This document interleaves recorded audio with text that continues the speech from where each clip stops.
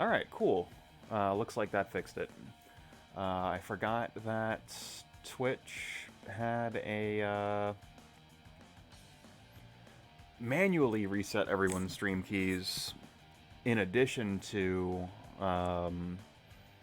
me doing that after their big data breach. And Twitch just really dropping the ball at every step.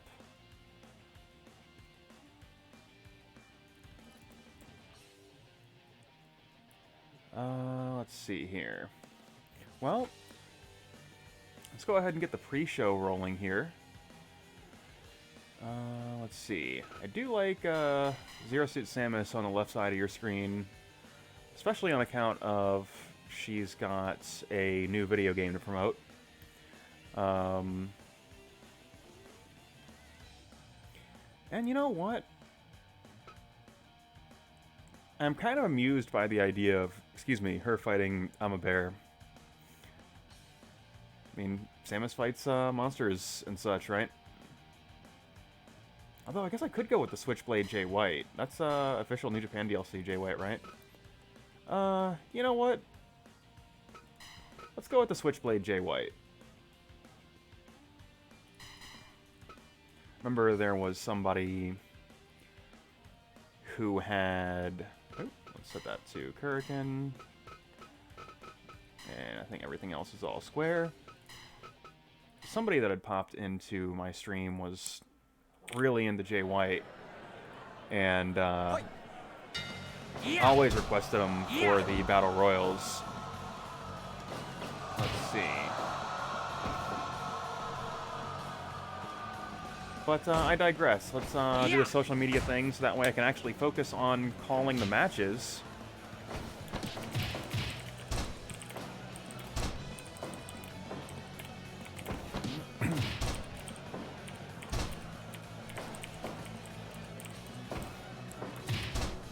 Let's see. So what is the through line of this program?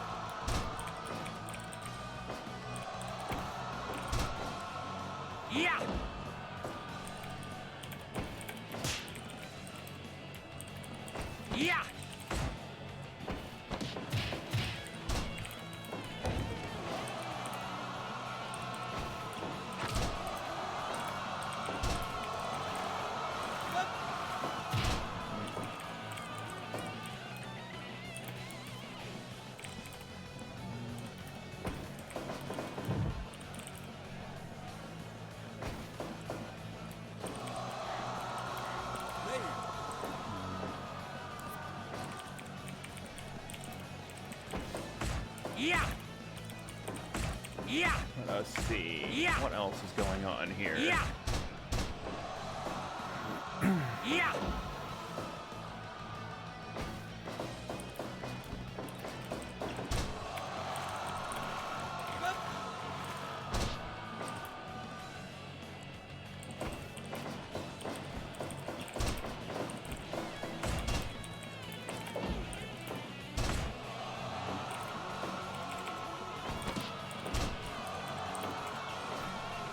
You know, again, I should, I don't, but I should save these, like, episode descriptions for when I post them to YouTube. I do not do this because I am very lazy. Oh, I forgot that Olivia updated the ring mats. I do like that secret base mat. Let's see here. Alright, so I have done this.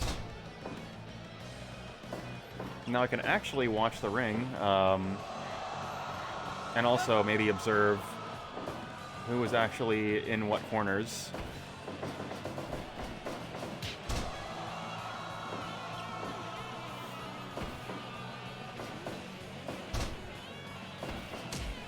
It's entirely possible this ring mat was updated 2 weeks ago.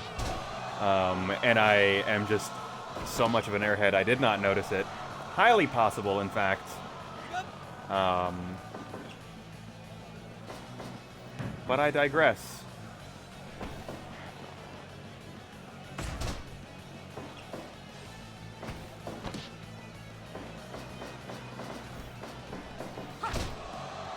And Samus just kicking the hell out of the Switchblade JBIII.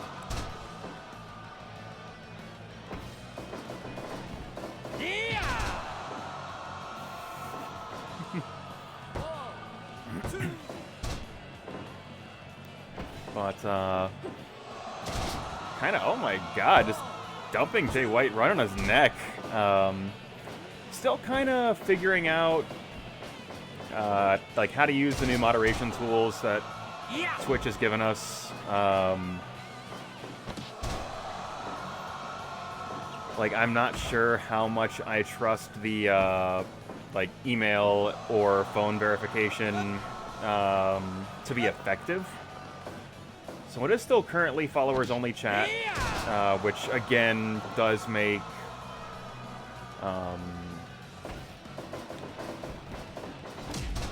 yeah, does make, like, the audience participation parts of this stream challenging. It also makes the, like, hey, if new people are coming in, I totally understand not wanting to, like, follow right away to a channel you, like, know nothing about.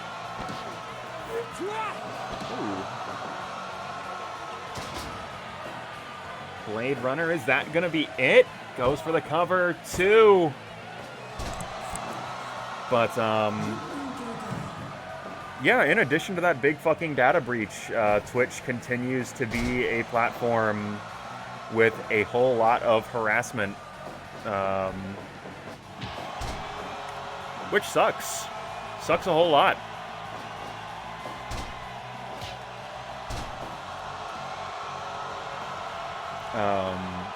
Curiously, and hopefully this continues to be the case throughout the evening,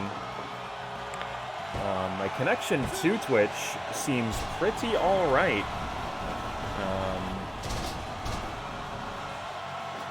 Like, it is often just so very spotty, and it's like just to Twitch specifically, which is tremendously frustrating.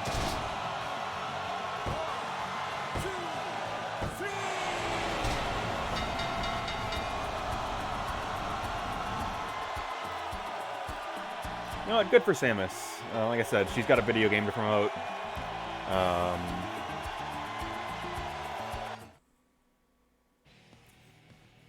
Big body bomb, yeah. Entirely unfamiliar.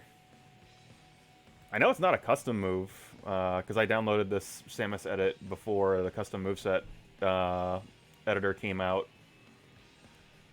But, yeah, I just had not seen that variation of the power bomb. At least not in this video game, for sure.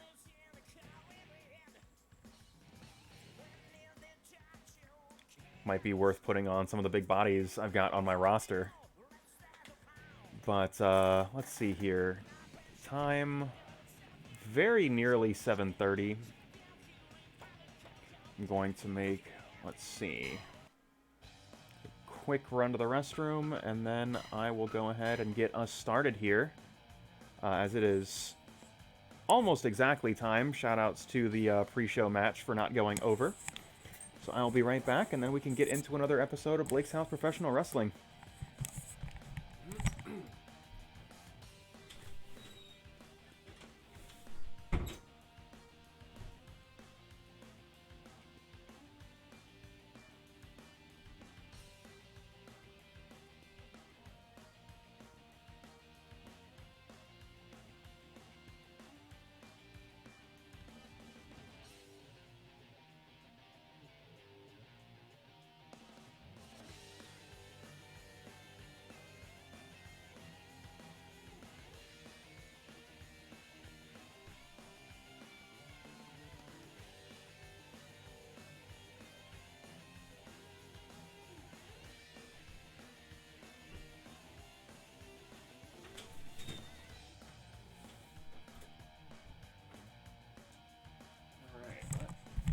Let's see here. So, giving people plenty of time to file into Blake's House Arena. So, once again, as we try to do every Sunday, certainly recent developments have made that difficult. I was planned on taking 1 week off just as a break after episode 100, and then immediately the following week I got sick. So it has been a little while since we have had a Blake's House Professional Wrestling, but hopefully everybody at home remembers how this works. So one more time, I'll ask y'all to get on your feet, make some noise for another edition of Blake's House Professional Wrestling.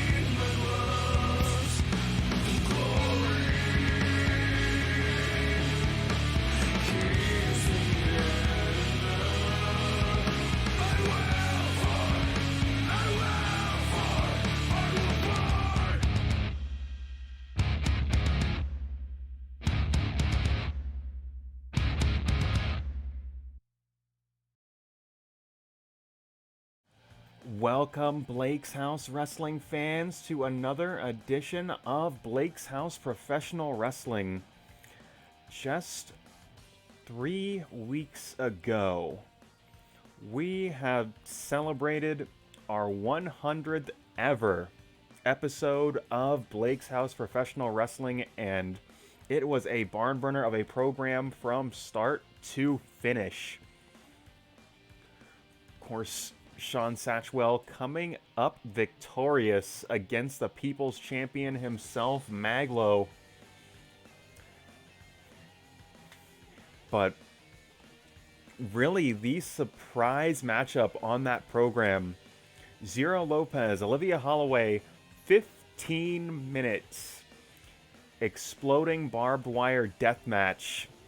Zero Lopez picking up the win and making a name for himself in the hardcore division, and most importantly, getting that statement win that he has been looking for week in and week out against a top contender in Olivia Holllway.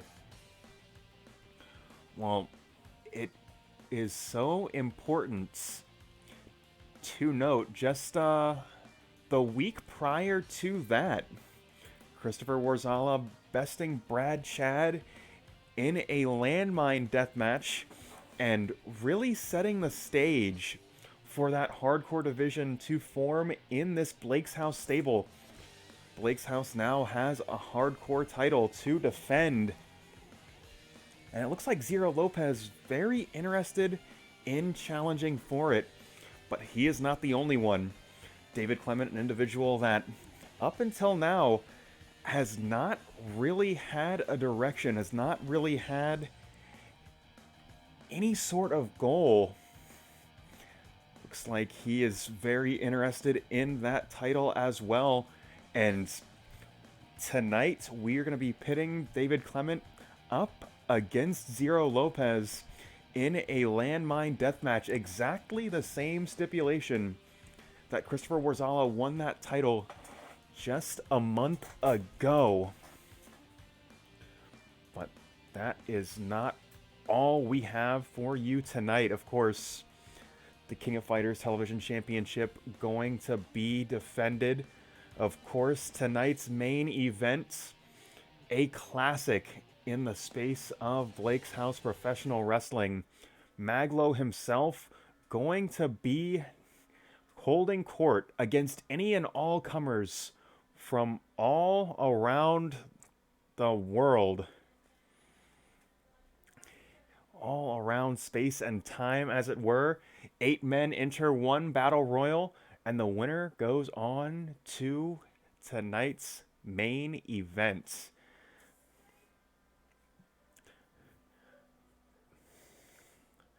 Additionally, while Blake's House has that tag team championship,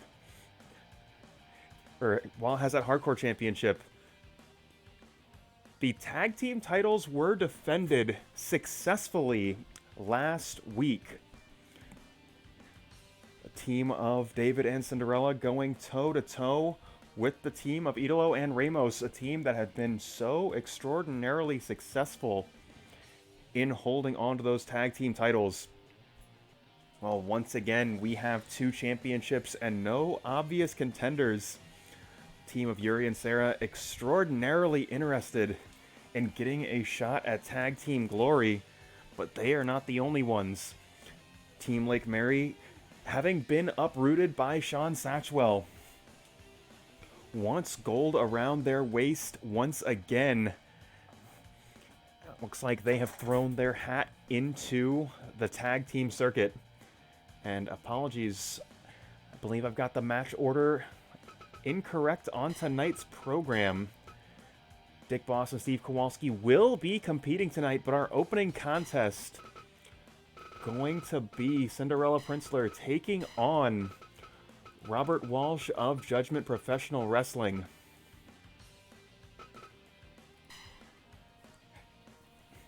As right now, 2 competitors often seen in the tag team circuit trying to find their footing. Of course, Walsh and Newton, major players in that shop division, that tornado tag team division that also currently held by Nick's wrestling organization, that team of Babyman and Bartholomew. Cinderella Princler had her shot at a tag championship on our last program, on that episode 100 special, came up just short. And just as it is with Yuri and Sarah, with Team Lake Mary, with Zero and David, everyone scratching and clawing to find their place in Blake's House Professional Wrestling. So let's not waste any more time. Let us get into our opening contest. The Princess of Blake's House going toe-to-toe with the only Robert Walsh. And that match, it's right now.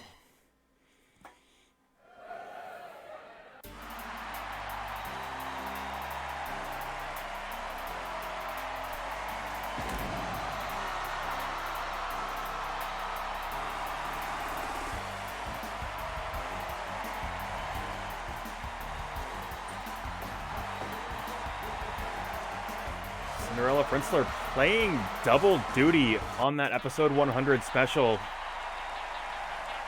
Going 1-1 on that week, but has an opportunity. But Robert Walsh, truly a terror inside the squared circle. Just absolutely brutal striker that will go toe-to-toe with anybody. Walsh and Newton's rivalry with the Firm, positively legendary. The brawls those 2 teams got into, but looks like Cindy not interested in a brawl, but Walsh going to turn it into one as he is able to land the first punch.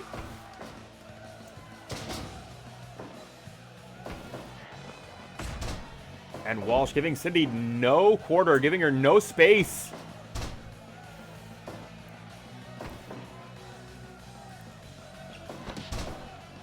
Getting a bit of a leverage advantage. Sometimes that size advantage able to just do tremendous things for you, as it's doing for Cindy right now. And Cindy looks like she is targeting the arm of Walsh, and yes, still wrenching at the shoulder, the elbow. But Walsh, a smarter fighter than we're typically give him credit for. Just stepping out of the way of that basement dropkick and a thumb to the eye, creating a little bit of space as Cindy had started to build a little momentum, but that has turned things around right there. Suplex blocked, and right back as Cindy tumbles to the outside.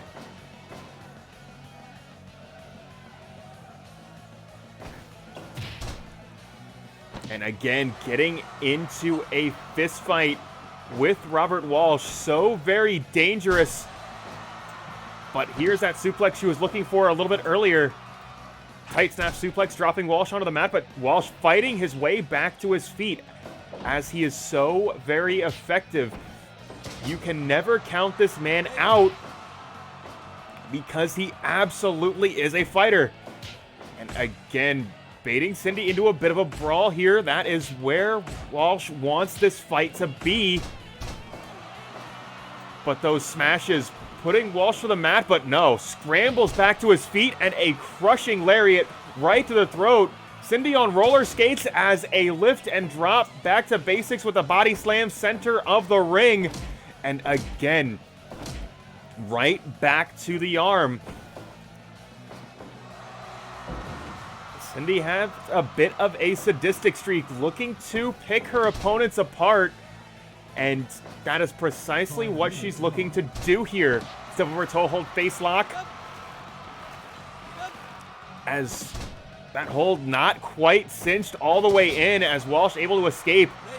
Headlock takeover and no, foot on the bottom rope, allowing Walsh out of the corner, but series of forearm smashes, but no, Walsh answering back. Big elbow to the face, shutting down whatever Cinderella had planned here. And again, targeting the arm. Trying to take away some of that tremendous punching power, that tremendous striking ability of Robert Walsh. Fires him into the ropes, and no, just a little bit mistimed there. Walsh, very capable of doing that to you. If you underestimate him, he will absolutely cause trouble for you in a major way. Those strikes positively deadly, as Harada going to let these two fight, as he so very often does. And again, tight snap suplex, but Walsh rolling through right back to his feet, and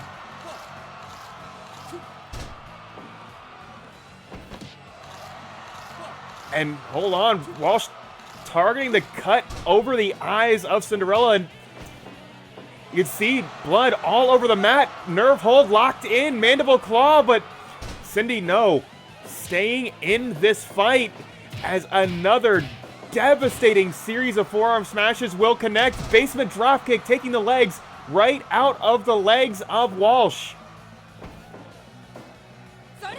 And storybook ending, as Walsh's story has come to a close.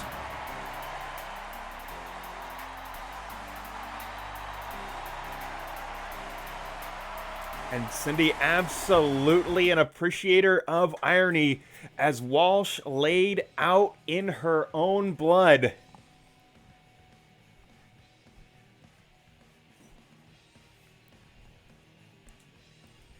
And perhaps this blossoming hardcore division becoming just a little bit more interesting, as Cindy's friend and tag team partner David Clement in a Landmine deathmatch this evening, but Cindy picking up a key victory over one of Judgment Professional Wrestling's hardcore specialists as well. Things are absolutely shaking up in the hardcore space on Blake's House Professional Wrestling.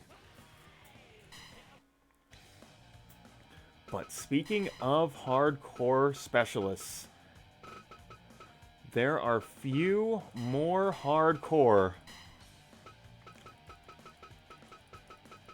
than the man known as Dick Boss. If Walsh is a brawler, Dick Boss is absolutely a machine, just looking to punish people at every step. Possibly a little bit irritated that he and his stable were left off that 100th anniversary show. That 100 episode anniversary show. Going to take it out on one of Team Daytona's own, Steve Kowalski, this evening. Team Daytona, another unit somewhat lost in the shuffle. Unable to secure the victory in the trio's title picture. Trying to figure out where they go from here. Well, Steve Kowalski has got a mountain in front of him, and that mountain's name is Dick Boss. So let us go ahead and get into our second contest of the evening, because that match, it's right now.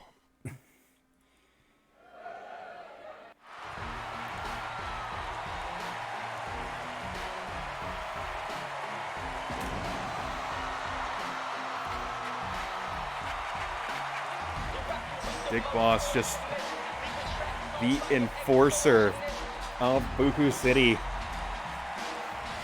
Man that has just created tremendous trouble for the likes of Monty, the likes of the Buku Fighter.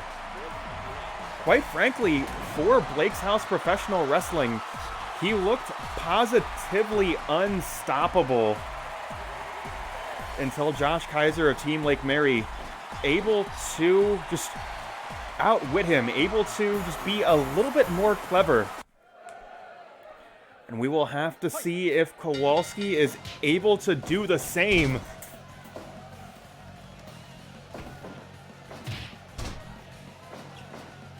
Certainly a gifted individual with immense agility and big throat thrust, but now hip throw from Dick Boss, and the size and power advantage so tremendous. Kowalski absolutely, oh my god, big fall-away slam. Trying to put those highly educated feet to good use, but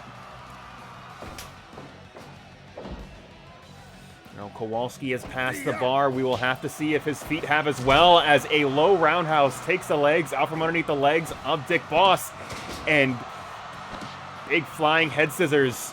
Dick Boss on the mat, and Kowalski continuing to apply pressure. That is absolutely what you need to do against a figure this imposing. Do not let him get started, and Kowalski thus far able to do so as a handspring elbow smash flattens Dick Boss in the corner.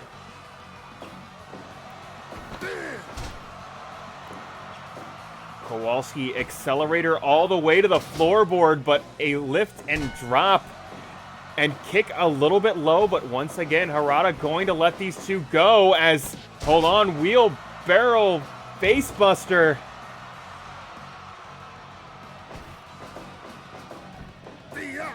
Precision haymaker from Dick Boss, and that is exactly how he is going to turn this around. You are always one clean hit away from victory, and with a tremendous power behind those arms of Dick Boss, that is absolutely the case here.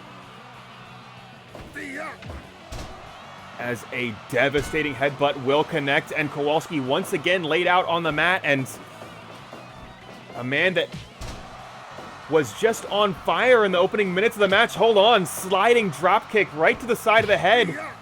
Maybe I was beginning to speak too soon. Kowalski staying in this in a major way, laying out Dick Boss with a kick to the midsection. Big sidewalk slam, and Kowalski stunned, but hold on. Pele kick.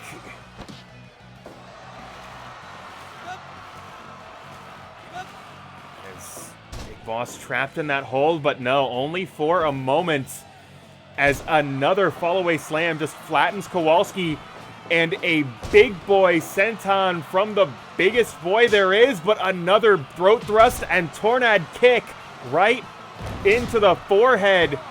Shooting star cover 2, but only gets 2.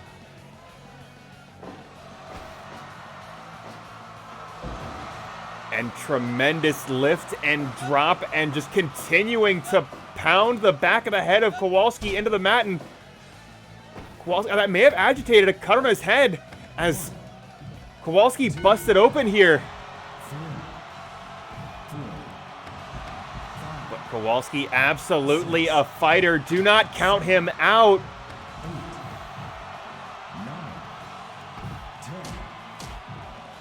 As a devastating series of strikes flattens Dick Boss. Hold on, he is not done. Oh my God, Sasuke Especial to the outside and colossal throat thrust as a forearm smash just flattens Kowalski. Big Pele kick.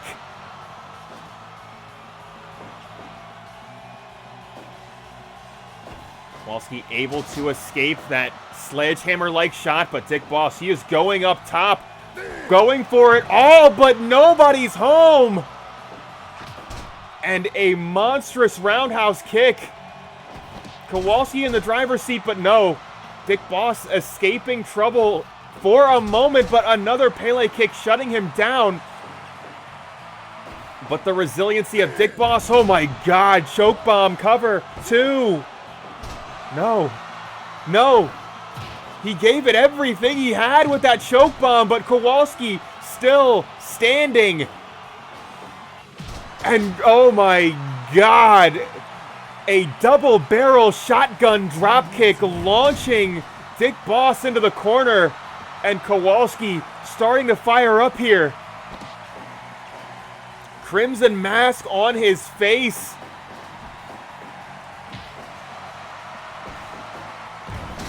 As a water wheel drop flattens Dick Boss, but no, Dick Boss right back to his feet, and again, right back to it, and one more time. Do not adjust your set as he goes coast to coast with that shotgun drop kick once again. Big Pele kick. Springboard and another drop kick buried right into the back. Ripcord and another pair of boots, but a precision haymaker flattens Kowalski, and Dick Boss seems to have found a second wind. I don't know how.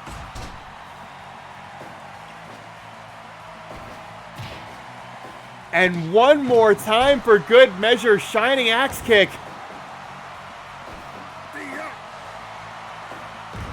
But a press power slam could be the end. But no, even that is not enough to put Kowalski away. Kowalski fighting for his life here. Over the top. Shot into the ropes and a big boot. And oh my God, if he hits this, it's all over. Big boy senton will connect, but Dick Boss, he's got to roll over, got to make the cover. He can't do it. Kowalski firing back. Just huge kicks to the midsection. Immense wheel kick. As a headbutt levels Kowalski.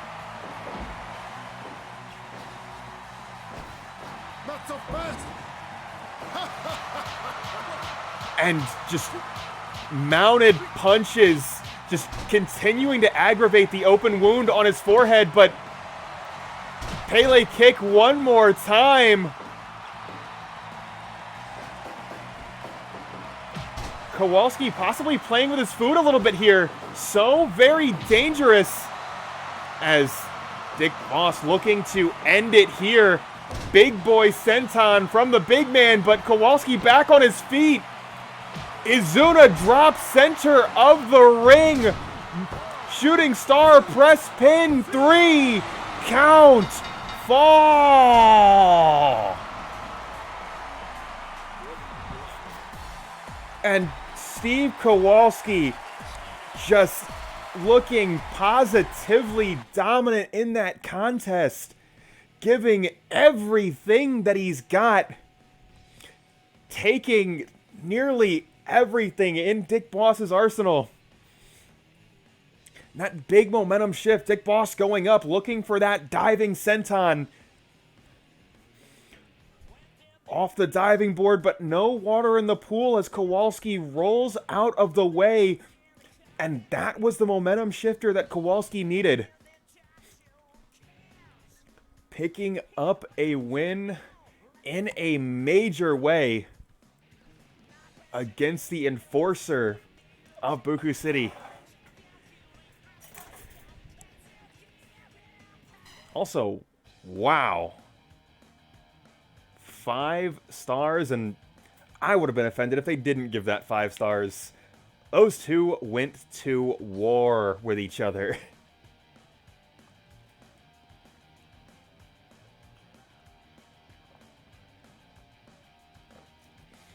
But let's keep this cross-promotional action going here. I saw that this matchup has never happened on my ledger, but genuinely, I have my doubts. Because this ledger only goes back so many months. A computer failure has rendered some of my older files unavailable. But at the very least, in the last several months, we have not seen Judgment Professional Wrestling's own Suspicious Licorice taking on... Oops. Or Next Wrestling Organization's own Suspicious Licorice taking on Judgment Professional Wrestling's very own... Let's see here. Jason Solarion. Mr. 5-Star himself. And of course, where Mr. 5-Star goes, JBIII not too far to follow. As two of these supremely athletic competitors go toe-to-toe with one another. And that match, it's right now.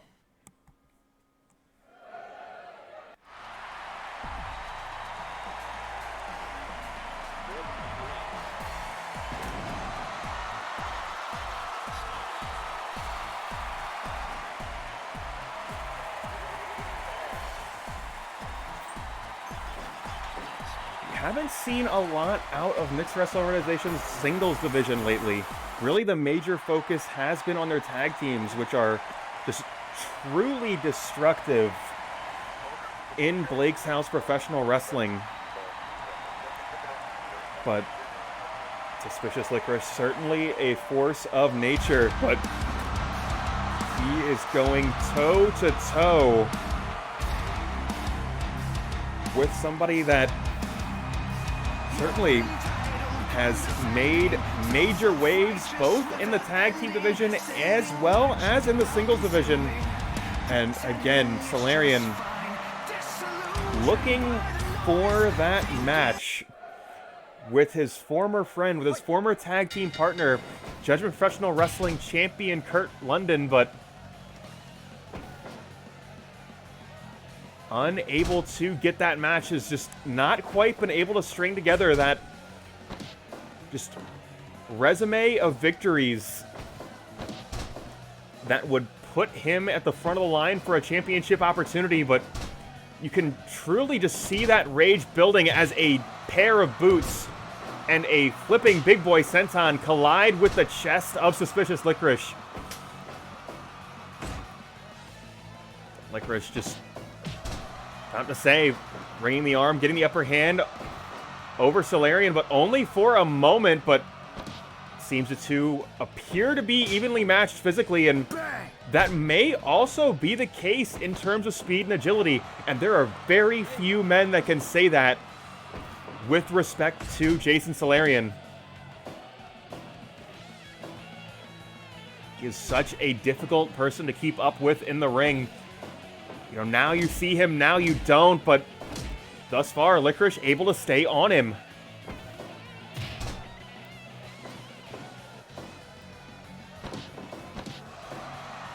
And absolutely flattens him with a DDT, but Licorice right back to his feet and beating Solarion to the punch.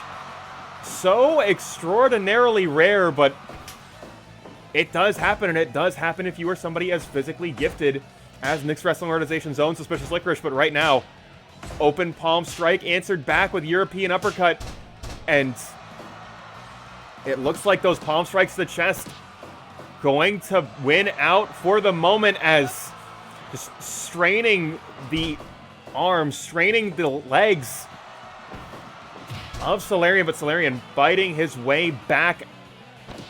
And one more time, DDT right into that Whale Boys logo.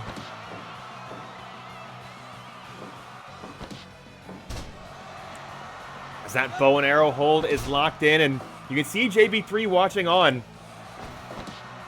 The man protecting his investment in what he believes will be the next Judgment Professional Wrestling Champion. But hold on, springboard elbow right through the heart of Jason Solarion. Eat shit.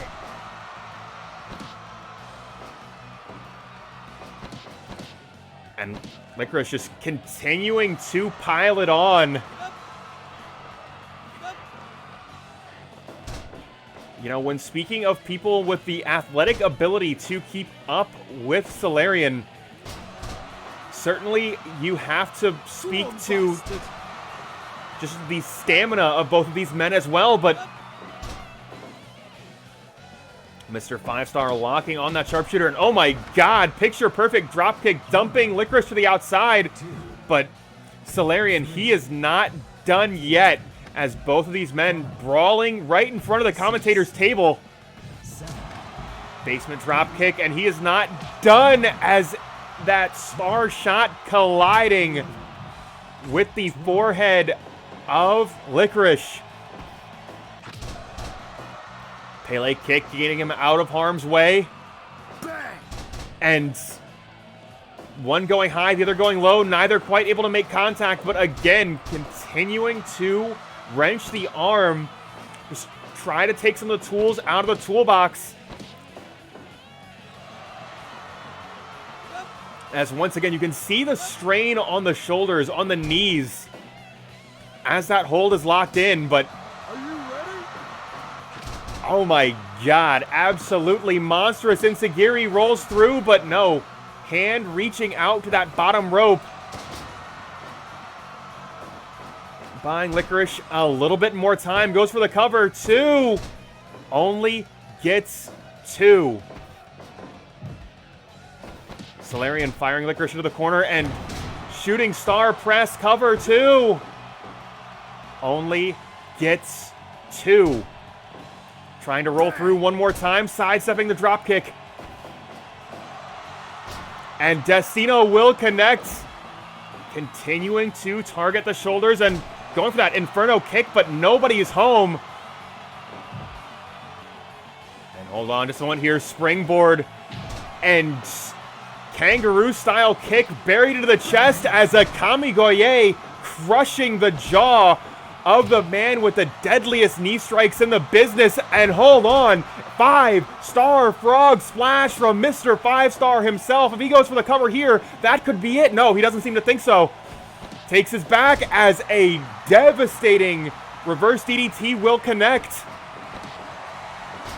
And STO rolls through, but once again, Licorice reaching out to that bottom rope, able to protect himself, so very aware of where he is in the ring.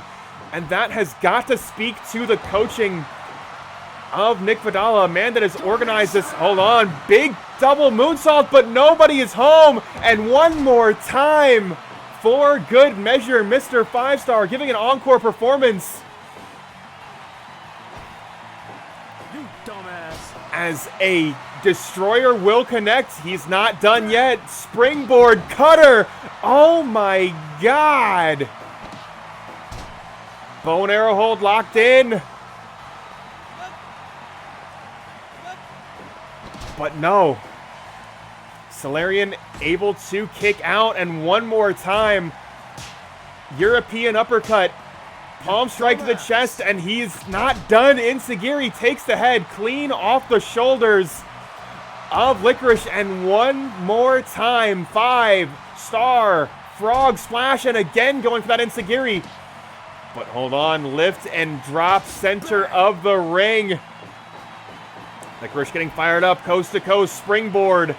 Elbow smash into the chest.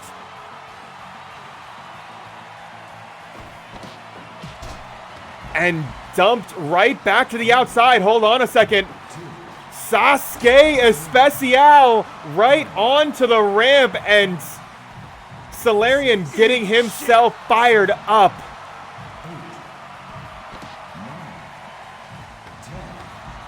Knees buried into the chest of Solarion. Both competitors rolling back into the ring. They are giving everything they've got, but an STO rolls through. Cover. 2, 3, count, fall, and you can see JBIII on the outside extremely happy about that. This is the man that he has tapped to become the next Judgment Professional Wrestling Champion, and picking up a crucial win tonight, going to be a major step on that path.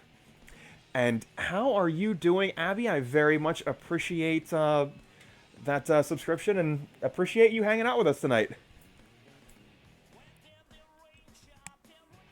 I'm gonna say, if you just joined us partway into that match, you have already missed a barn burner of a contest, rated 5 stars by Dave as well as by me. Genuinely a delightful match. I did see that he was streaming.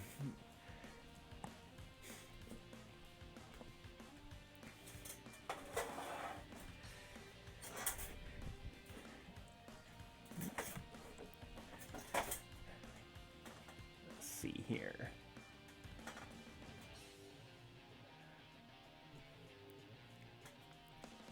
But yeah, cool to see you hanging out with us.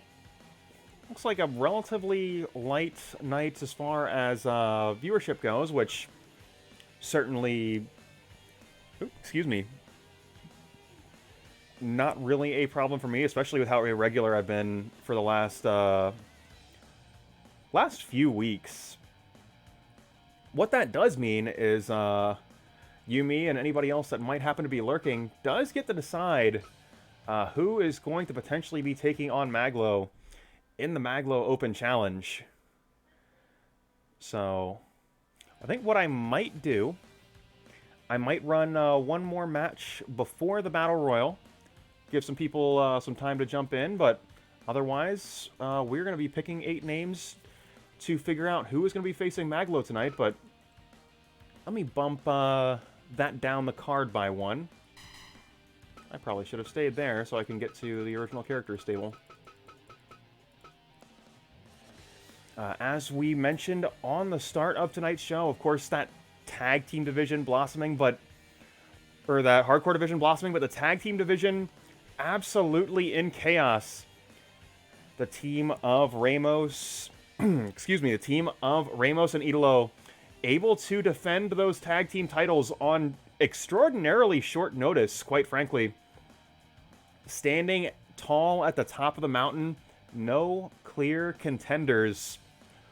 Well, tonight, the team of the young hero, Sarah, and the Wildcat going to be going toe-to-toe with Team Lake Mary. A team very much interested in getting gold around their waist any way they are able to do so.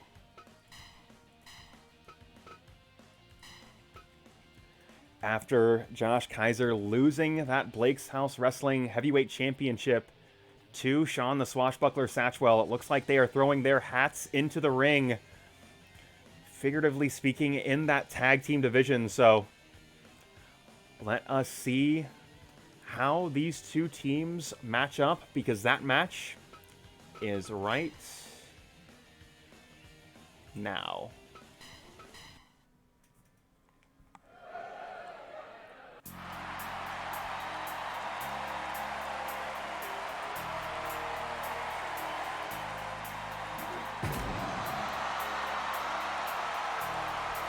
Yuri and Sarah, a team that have been tagging together for quite some time now. Very much beginning to click as a unit, but just not quite able to just get over that hump to get those key victories that would put them in contention for a tag team championship. Just always 1 or 2 wins away, losing out on that #1 contender's opportunity. And of course, if we want to talk about teams that have been together for a very long time, Team Lake Mary, some of the longest in that Blake's House Wrestling roster. Brandon and Jordan, of course, long-time people in that Blake's House stable. Remember the two of them living together for several years. Hold on, suplex blocked and reversed as the size advantage coming into play as the young hero unable to get Brandon off of his feet.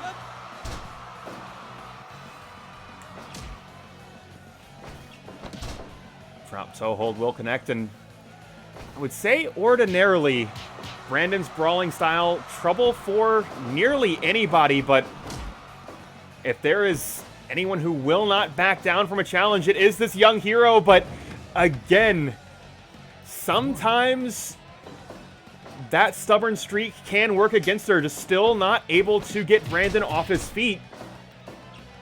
And that is going to create another opportunity for him. But hold on, backdrop will connect.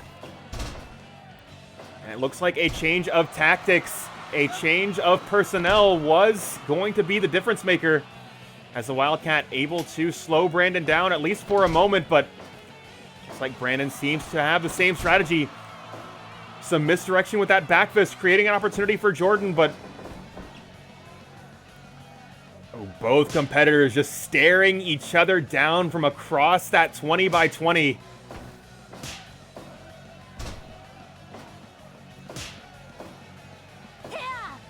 Both of these individuals, very gifted strikers, but also just able to pick their opponents apart.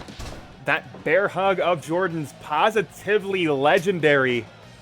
It will squeeze the air right out of your lungs. But thus far, this team not giving him an opportunity to deliver it.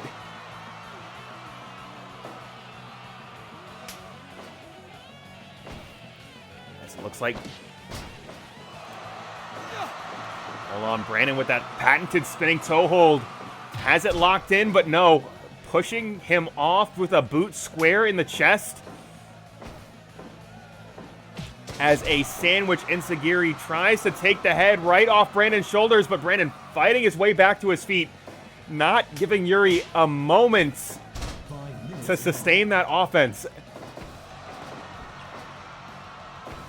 And Jordan just very much the same, really not giving an inch anywhere he is able to do so, able to protect himself as a scoop and a slam plants the Wildcat right onto the mat.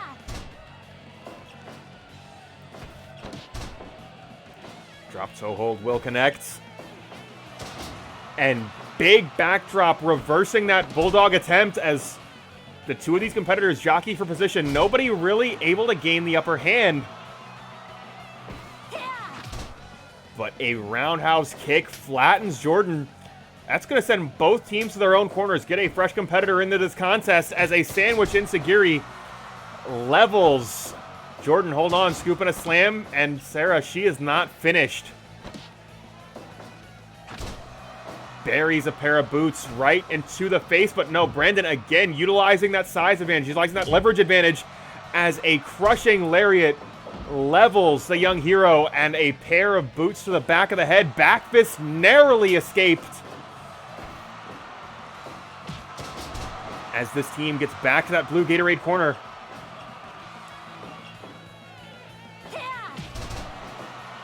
Enziguri one more time, and Brandon able to escape to his own corner once again. High and low, unblockable will connect, and the crossface chicken wing locked in. And as I said, Jordan so very capable of picking his opponents apart with a hold.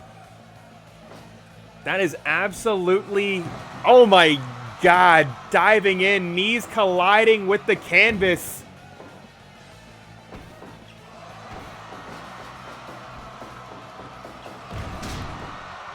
As a picture-perfect arm drag sets Jordan up, and one more time, right back to that crossface chicken wing. You can see that pressure applied to the shoulder, to the neck.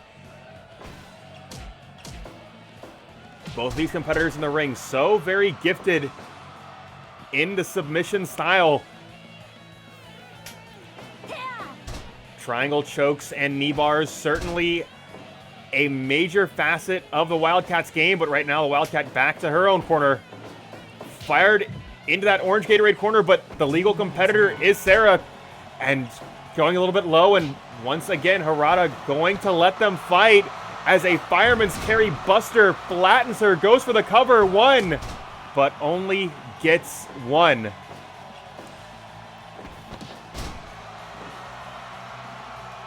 Brandon able to escape that 2-on-1 situation. Like I said, Brandon is a brawler. He is going to be comfortable in so very many situations as a boot collides with the back of his head and he stands tall. As one more time, fireman's carry buster. But this time not electing to go for the cover. Too close to that opposing corner. And he has done the deal. Cover two, but only two. Big double axe handle.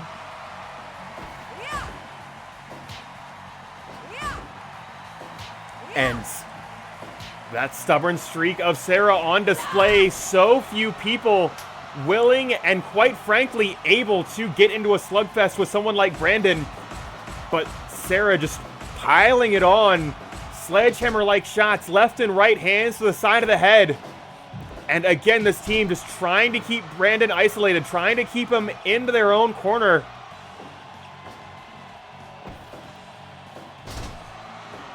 As a snap suplex will connect, but Brandon able to sidestep the dropkick and scrambles back to his own side of the ring. As Dragon Sleeper is locked in. Wildcat able to escape. Going for that enziguri, but Jordan just a little bit too slippery. And both competitors just laying into one another, chop after chop after chop, and Wildcat the one left standing, but oh my god, that absolutely monstrous bear hug locked in, but Wildcat able to escape, and one more time, bear hug applied, just squeezing the air out of your lungs, just crushing the bones of your ribs and your back. That hold is positively lethal, and that is creating an opportunity for some absolutely deadly strikes. Lift and drop and right back to a series of punches. Reis not giving an inch. Going high and big frog splash will connect, but not electing to go for the cover.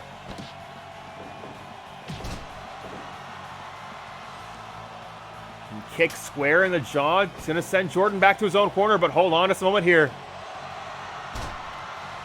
That gory special, and hold on, Brandon running start, and a devastating lariat goes for the cover. Two. Only gets two. And both competitors from Team Lake Mary just absolutely devastating this blue Gatorade unit.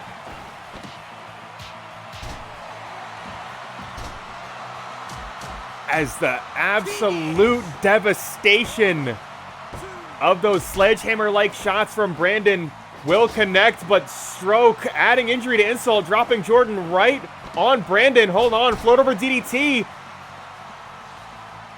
But electing instead to go back to her own corner.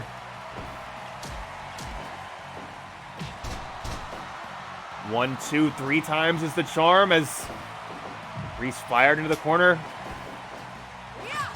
Big super kick.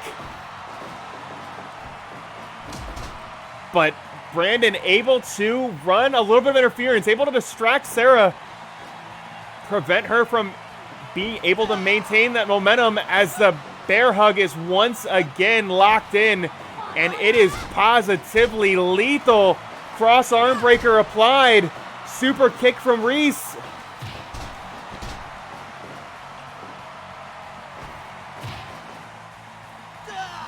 And a devastating buzzsaw kick, taking the head clean off the shoulders of the young hero. 2, 3, count, fall. And Team Lake Mary has arrived to the tag team wrestling division.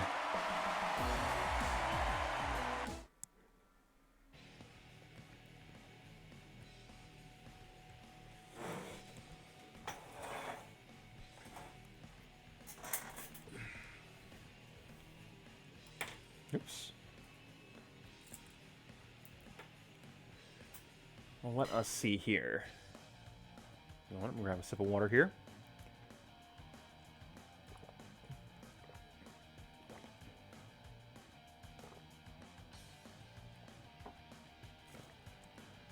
Well, coming up next, it is going to be the Battle Royal for the right to take on Mag.Lo in tonight's main event. So longtime viewers know exactly how this works. Hold on, let me set something else up here. Oh, actually this works out quite nicely. Longtime viewers know exactly how this works. We're going to queue up an 8-person over-the-top rope battle royal for the right to challenge in tonight's main event. I'm going to swing back over to Fire Pro Wrestling.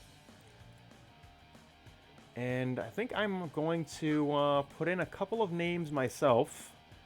Because as I said a little bit earlier, we're a little light on viewers today. And once again, that is totally fine. I have been very inconsistent with my schedule over the last few months. But what that does mean, hey, I get to pick some of the wrestlers.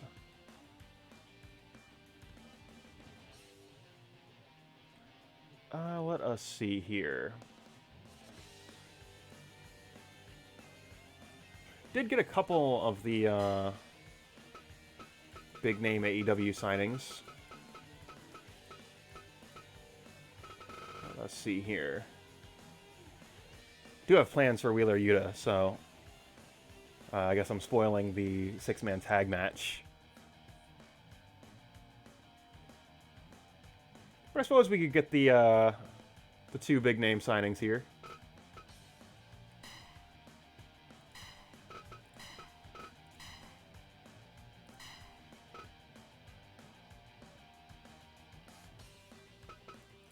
But also, it is my show, so let us see here.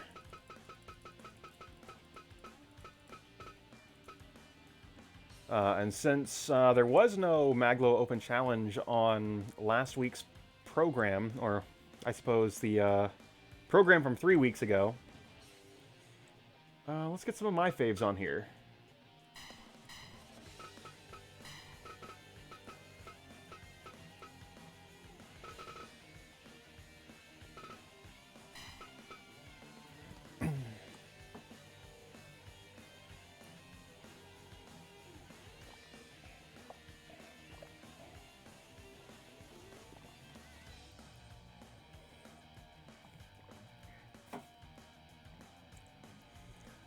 Let us see here. Give this just a moment before I start adding some more names.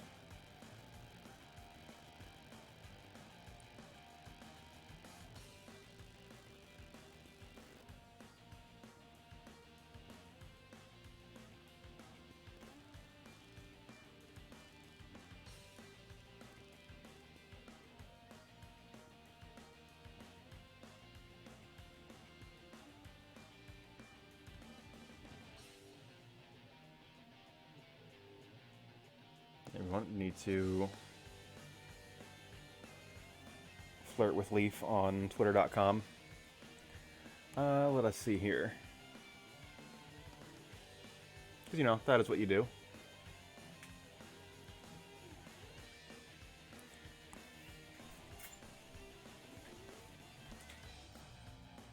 And actually, to that end, yeah, I get to hang out with Leaf in January. Because I'm going to Frosty Faustings. Which will be pretty rad.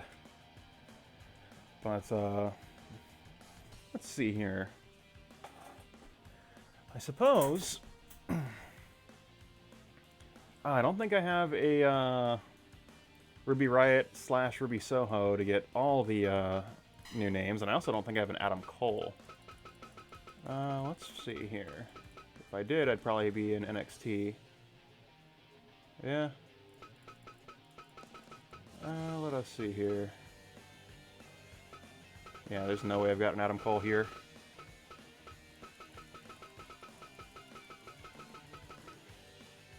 But I mean, while we're having some of my faves be in here.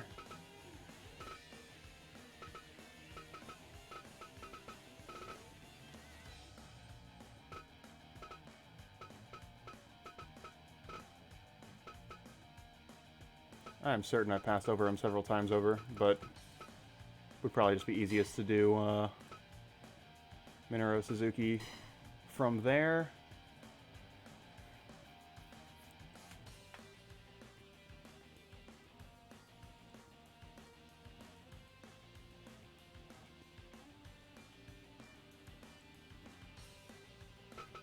Actually, hold on.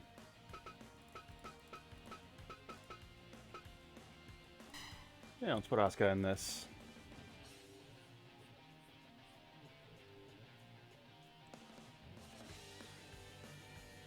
What other things can I put in this match?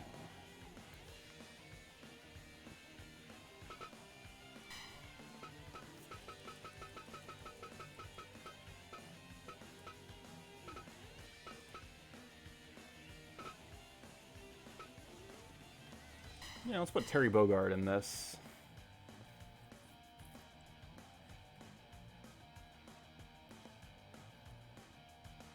Since we're doing a lot of greatest hits of characters Cindy likes, and also CM Punk and Bryan Danielson, because they are topical.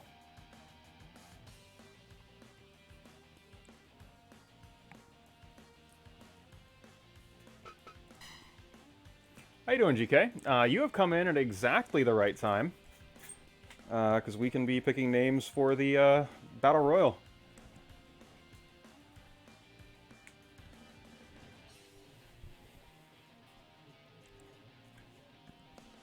Kind of just been throwing names at it that I like. You want to see Frank Vista? I am totally okay with that.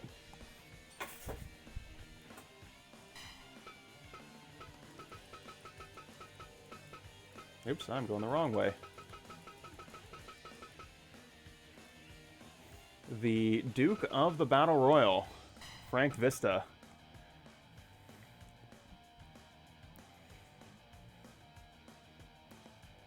So it looks like we have got 8 names for this contest.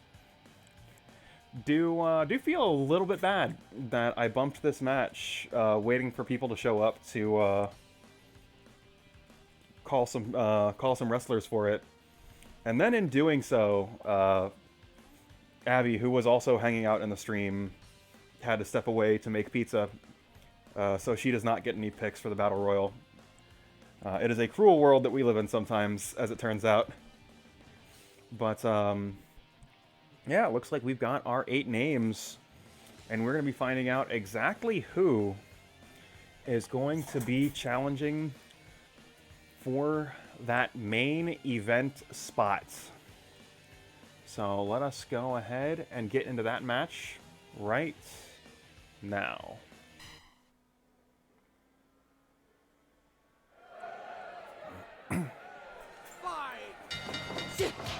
And we have 8 competitors in the ring. It is absolute chaos, as it so very often is. keep your eyes on Punk and Danielson. I believe this is their Blake's House Wrestling debut as Suzuki mount tackles right into that cross arm breaker on Punk. And it is just bodies piling up left and right, and flying cross arm breaker of her own. As Danielson being challenged by Speed Racer and Natsuo, but hold on, everybody changing dance partners here.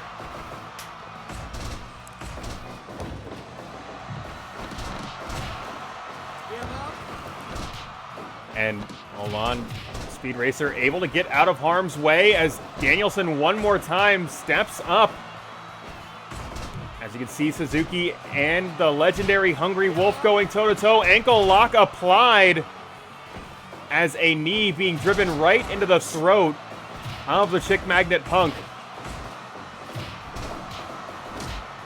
And Bryan Danielson, the American Dragon, such devastating kicks, just laying waste to everyone in his path.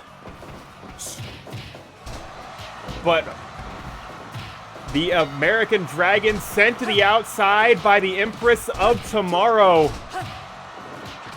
saying yesterday, so long ago. As a DDT plants the Duke of the Battle Royal, an ankle lock applied to Speed Racer. CM Punk flattens Vista, and Natsuo, for good measure, just delivering a series of strikes. Scarf hold locked in. And one more time, Suzuki going for that mount tackle, but doesn't quite find it. Speed Racer chokehold applied, but Vista able to escape. Big double drop kick. Asuka and Suzuki. Now, Asuka and Suzuki have a bit of a history. The two of them have competed once before in a wrestling match, and Suzuki just absolutely a physical force of nature in that contest, as a buzzsaw kick takes his head clean off. But Suzuki going for that mount tackle on Natsuo, but getting a little bit more than he bargained for, as a series of wild shots busts him open, as a Boston Crab is applied. Big belly-to-belly suplex. And we have still got 7 competitors in this match. It is still absolute chaos. As sleeper hold applied, the Hungry Wolf trapped in the center of the ring as a drop kick barrels into the chest of the Duke of the Battle Royal.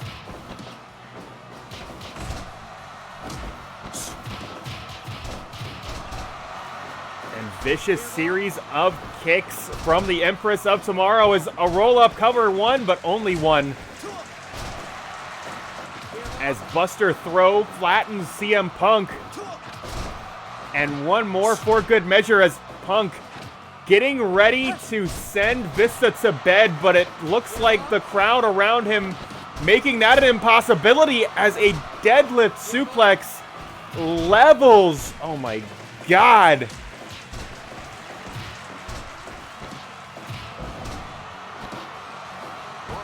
Arm trapped, but hold on, big double suplex.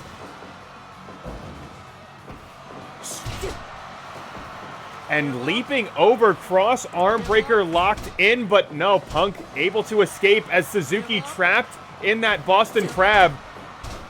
Natsuo kicking the leg out from underneath the leg of Asuka, as this ring is just absolute chaos. Hold on just a moment here. Vista going high risk and eliminating Asuka and himself.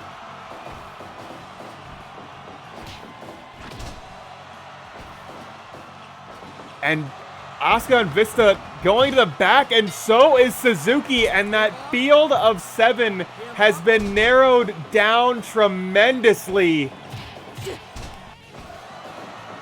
I don't know what Vista has against Asuka, but whatever it was, just tanking his own chances in the match along with hers. Just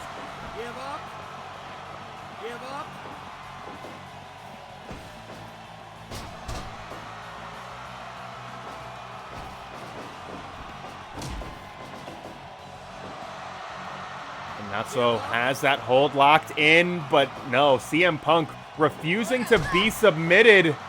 Double underhook, backbreaker. Picture perfect neckbreaker from CM Punk. The man has still got it as he delivers a belly-to-belly suplex. Speed Racer in dire straits. Both competitors swinging for the fences, but neither able to put their opponent away. And it looks like Natsuo and Terry changing dance partners here as a flying head scissors plants him.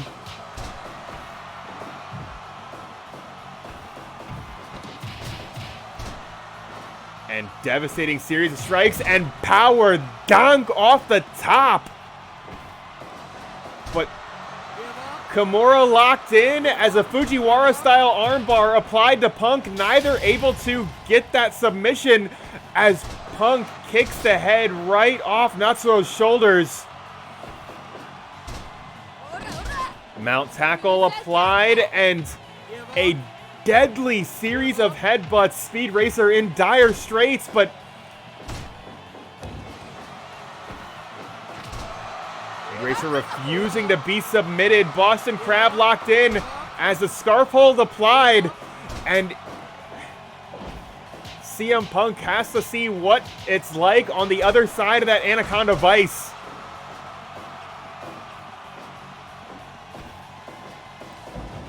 Mount applied and right back to those devastating headbutts. And Punk able to escape. Shinlock locked in.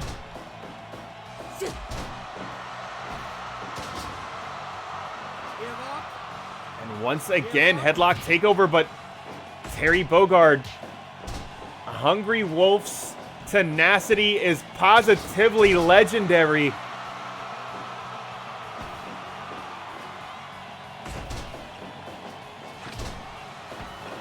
And Terry going up top one more time and power dunk.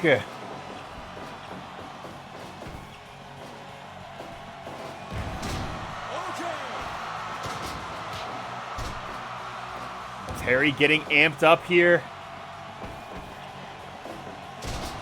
And once again, going right back to opposite corners of the ring, trying to make this two separate one-on-one contests, trying to just eliminate some of the chaos of this Battle Royal format. And the legend of the Hungry Wolf ends here as Punk puts Natsuo to bed. Go to sleep, center of the ring.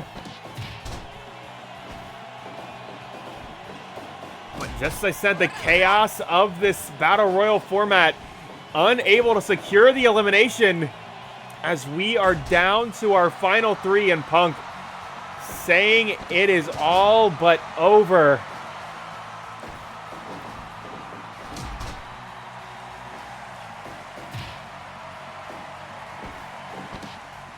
And Punk saying, go to sleep one more time. Speed Racer scrambling back to his feet as best as he is able to after that devastating hold, as Natsuo pummels him with strikes and keeping anyone down for any length of time, just proving to be a Herculean task.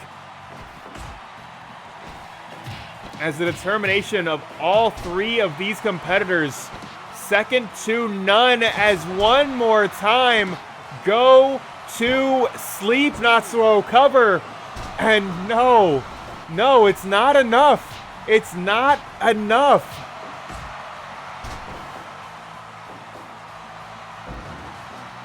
Big suplex, and Punk, he's trying to figure out what's left. What can he give to this match? What can he do that he hasn't done before? If all else fails, go to sleep again.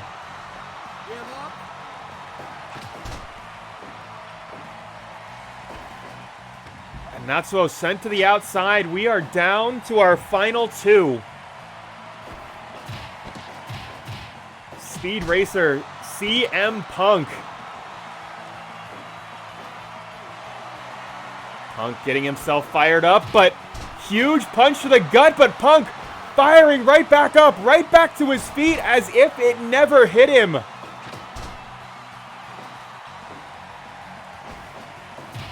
And Speed Racer, one more time for good measure, cover 2.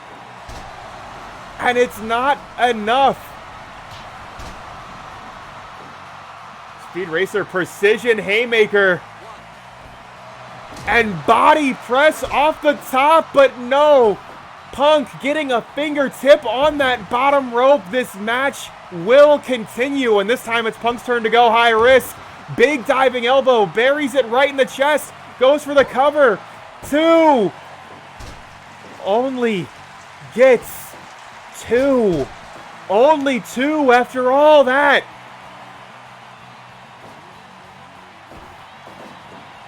Punk fired into that orange Gatorade turnbuckle.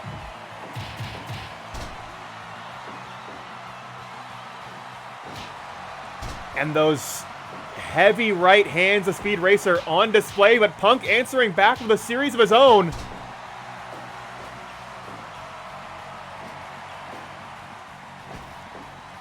Double underhook, backbreaker will connect.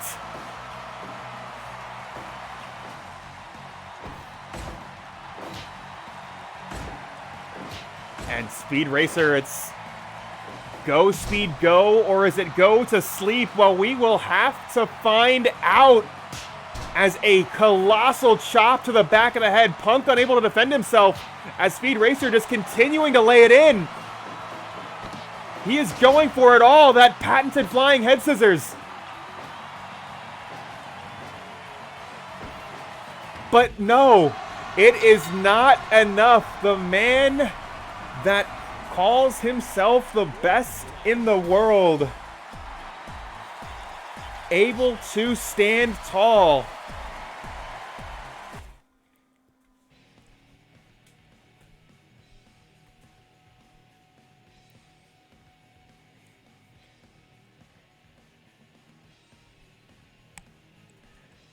And CM Punk will be facing Mag.Lo in tonight's main event. And yeah, I mean, I'm a big Speed Racer mark. This is well known about me. I really got to get around to creating like the rest of the Racer family, because like I think Pop's Racer is going to be the most fun to create, because he was just an actual professional wrestler, which was like a really fun callback they did in Speed Racer 08. So, like, getting to make that move list will be fun.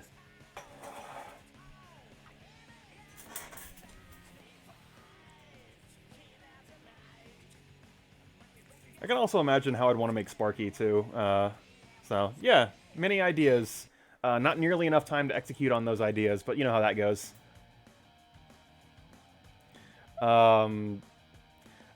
I definitely recommend Speed Racer 08.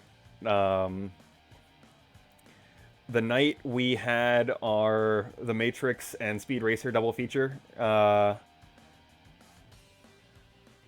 think it was partly, like, a lot of that group hadn't seen Speed Racer 08.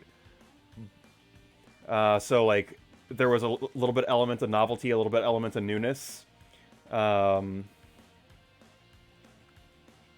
was, like, the more liked movie of that evening. Because it is a really fucking fun movie.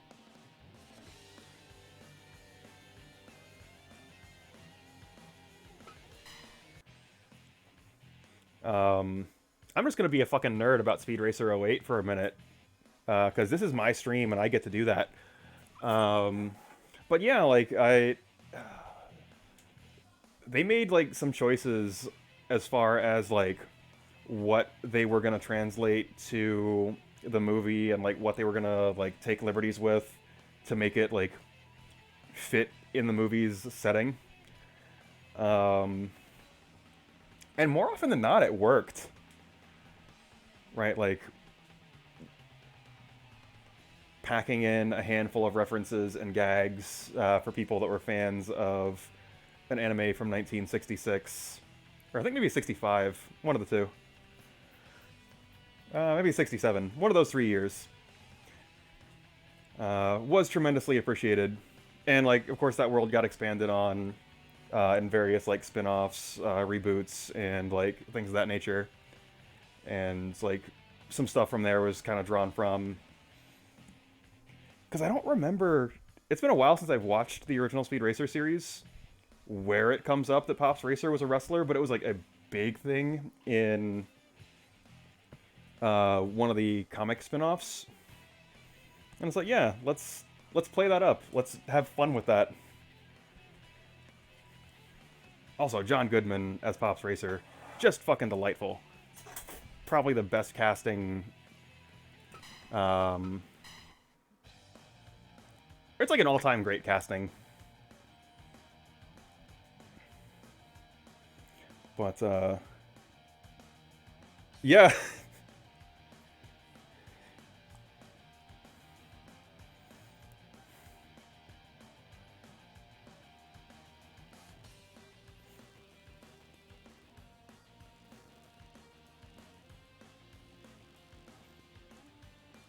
Yeah, like, legit, fucking... That man was just Pops Racer. I have a lot of love for that movie and a lot of love for that series. Might do a rewatch of that when my rewatch of X-Men Evolution is over, because I'm, like, 3 seasons deep in that, for some reason. But that's also been fun, but, we can talk about that on the post-show, because right now... we've got some more wrestling to get to. And, of course, we saw Team Lake Mary victorious in that tag team contest just a few moments ago. And right now, Josh Kaiser looking to add to that winning streak for his stable. Both of these men, Josh Kaiser and Brad Chad, former heavyweight champions, both recently... having those titles stripped away. Satchwell taking that Blake's House Wrestling Championship, bringing that over to Judgment Professional Wrestling, and Christopher Warzala doing the same, taking that Knicks Wrestling Organization Championship and bringing it into the Blake's House stable. Both of these men, oh so very recently on the top of the world, now going to have to fight and claw back to that position. But absolutely cannot afford to take either of these men lightly. They were both champions for a reason. They were both just extraordinarily gifted, tactically speaking. And that is a major factor in why both of these men held their titles for as long as they had. But tonight we get to answer the question, well, who was better? And maybe that's an unfair question to ask, but we will be able to answer very decisively. Who was better on this night? Brad Chad, Josh Kaiser? Well, let's find out.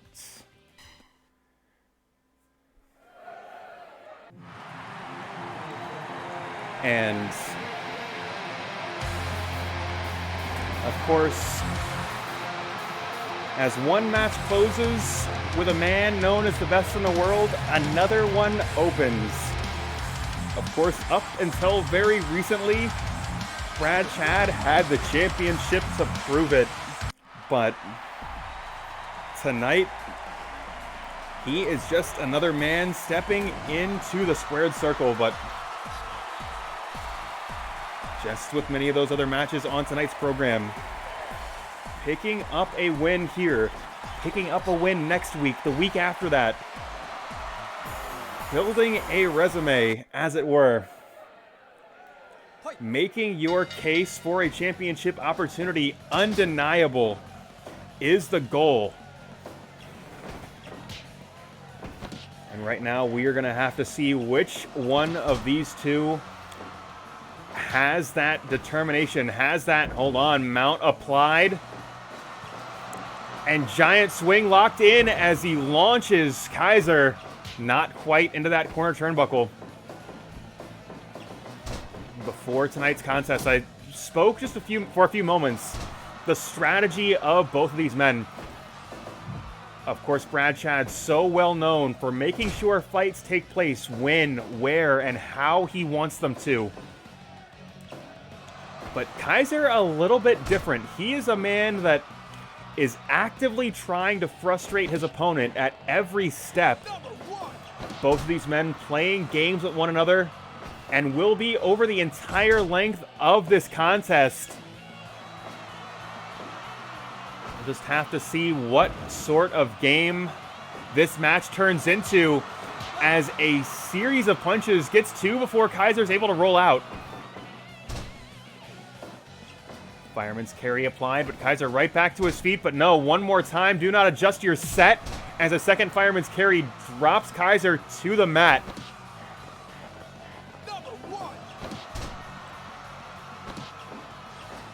And Chad exclaiming loudly that he is the best in the world, that he will return to that position.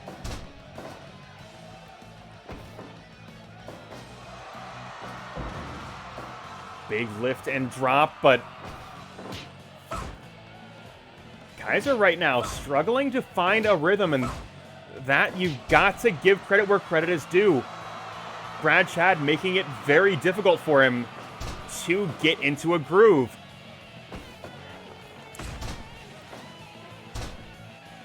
Kaiser fighting back to his feet.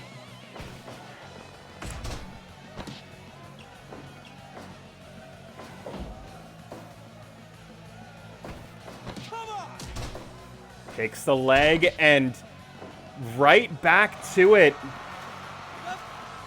Just keeping up that offensive momentum, and it is so critical against somebody as slippery as Kaiser.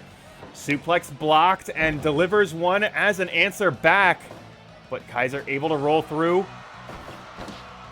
Hold on, speaking of rolling through, cover, but only gets one. Rolls up one more time, one and only one. And Kaiser getting himself fired up, getting that Blake's House crowd excited as, hold on, ankle lock applied, and Chad swinging that right leg, able to escape the pressure. And that spin into that toe hold. Here is your receipt, my friend. Both of these men so very similar in so many ways.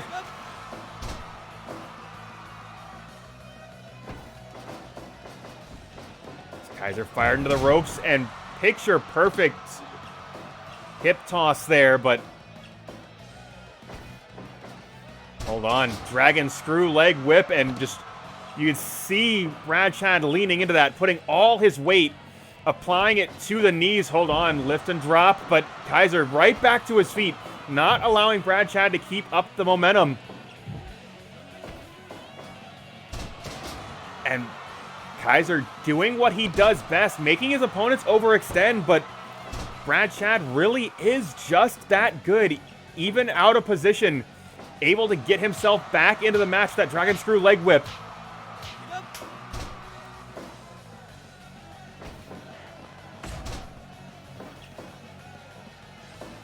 Kaiser getting himself fired up as a big forearm smash, but Chad just sidestepping the hold. And again, that is the man that makes sure the fights take place when, where, and how he wants them to. And that is precisely what he has done, busting Kaiser open and rolling out of the way of that flipping senton.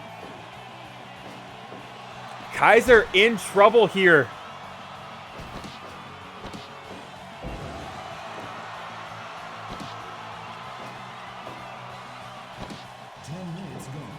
Hold on, sliding forearm smash. Kaiser trying to find a second wind, and this might be the thing that gets him fired up. It's certainly getting the crowd excited as he delivers that elbow right to the top of the head.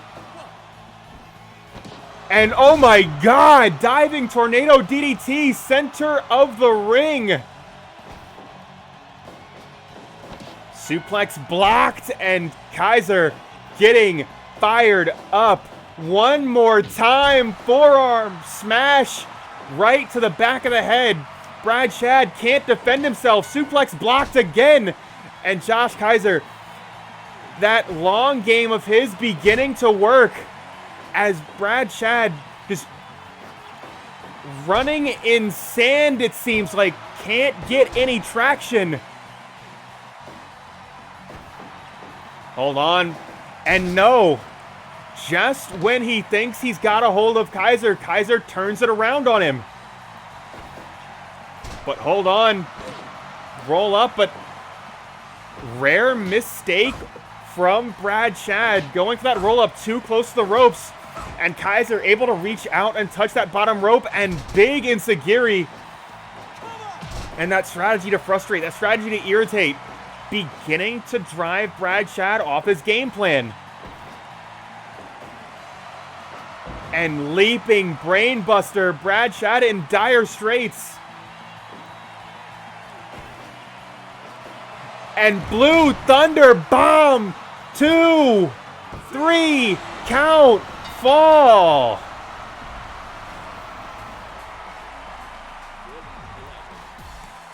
I said both of these men so very gifted tacticians. So very effective as strategists inside the ring. But the key difference here,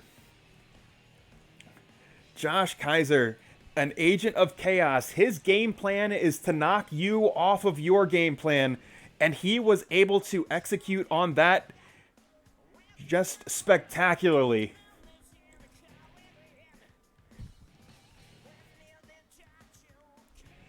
Yeah, I definitely feel that. The comeback spot.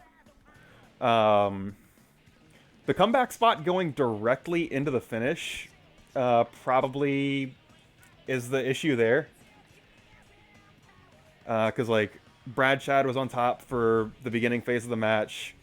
Josh fires up, does his comeback. And then Brad Shad can't hit anything. And then Kaiser immediately hits the Blue Thunder Bomb. It's like, if that finish stretched out just a little bit, might have been a better match, but hey, it told a fun story.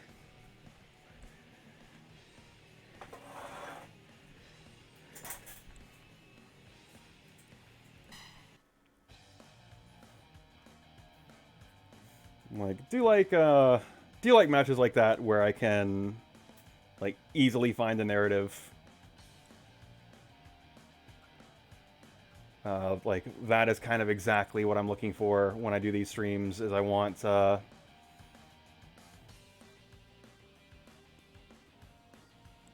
I want to find a story thread that this match is doing and, like, kind of start to pick at it.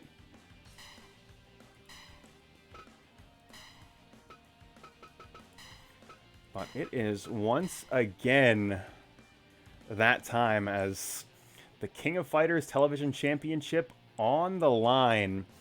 And that Judgment Professional Wrestling All-Star unit, led by JJ Mondo and the Pearlman brothers, all three of them former champions. JJ Mondo, the first ever Judgment Professional Wrestling champion. The Pearlman brothers, two-time tag team champions. And now, of course, all three of them, just a force of nature in the trio space.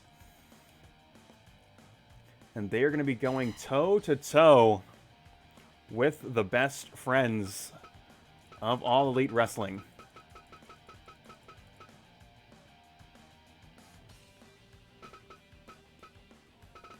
Let's see here. Do I have, I almost certainly have him in fucking the indies, because I don't organize my stables ever. Let's make sure. Sometimes I also can't read. Being an airhead will do that to you.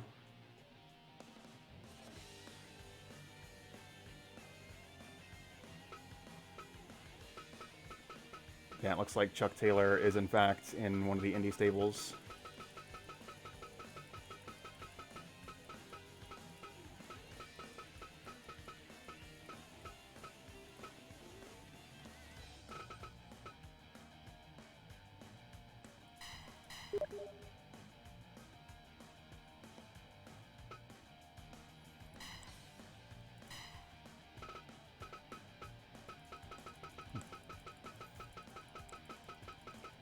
Let's see. I will have to answer that message when I get off air. Yeah, it was cool. One of my friends...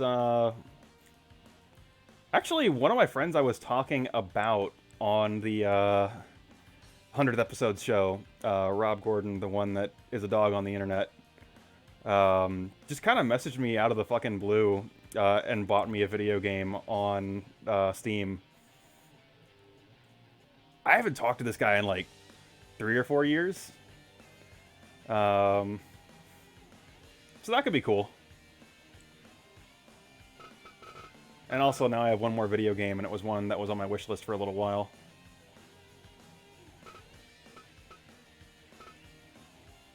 I think we take those. Like, Rob Gordon was a guy I played KOF with for years, at least while I lived in Central Florida. Then he moved to Georgia, and kind of only ever saw him at, like, big tournaments. Of course, then I stopped going to Final Round, because Final Round is a fucking trash tournament. I'm going to use my platform that, like, 8 people watch to say, do not go to Final Round in Georgia in the spring, because that tournament is ass. So, yeah, I haven't got to see him in a little while.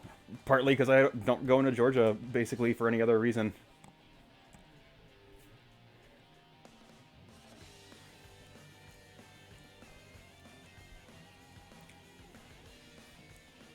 But yeah, to the best of my knowledge, he's not a piece of shit.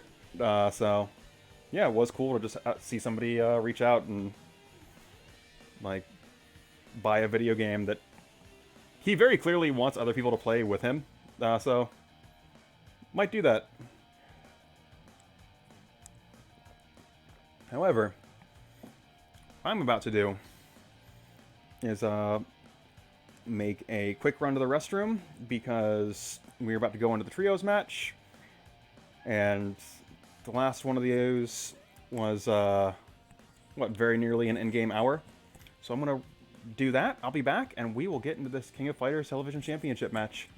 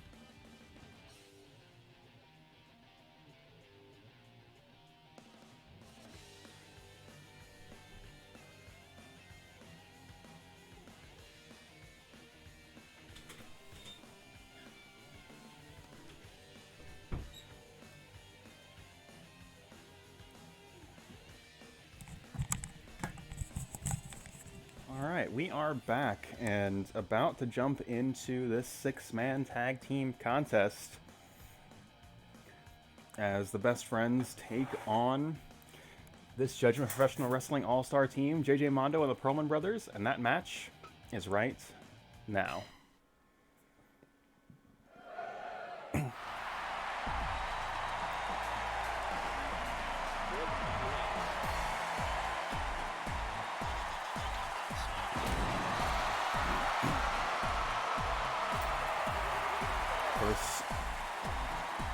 Best friends still down Greg. As I believe Greg's still out with injury. So Wheeler Yuta subbing in. And that could be a major difference maker in this contest, of course. The stability of this unit shaken up a little bit.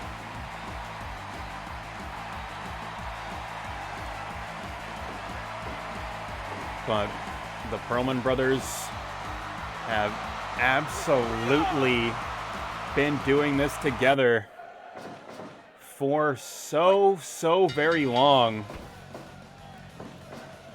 But hold on, Dustin going for it all in the opening moments of this contest, but JJ just shutting that idea down.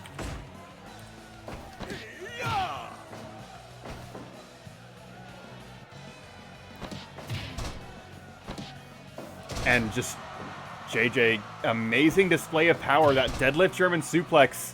And Chuck Taylor trapped already in this hold.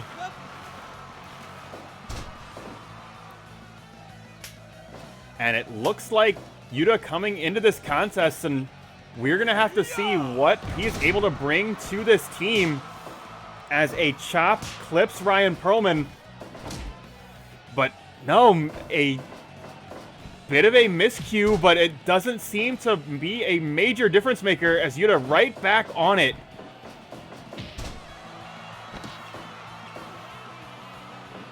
And Yuta just on fire here.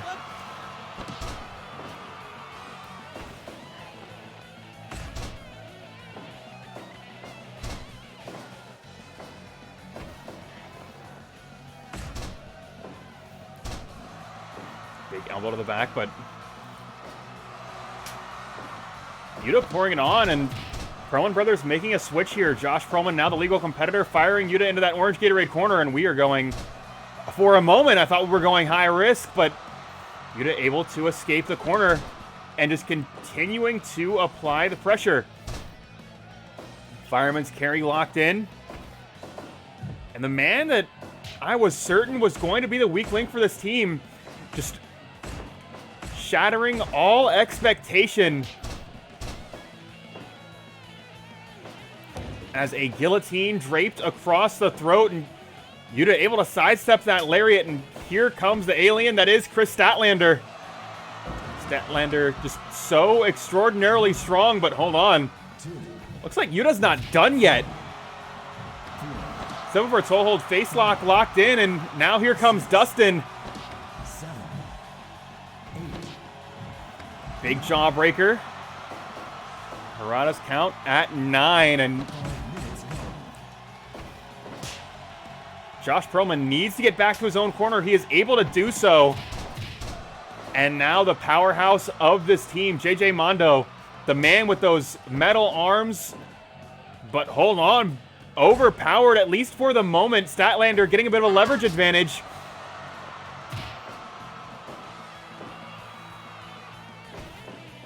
And this best friends unit possibly underestimated by this Judgment Professional Wrestling team.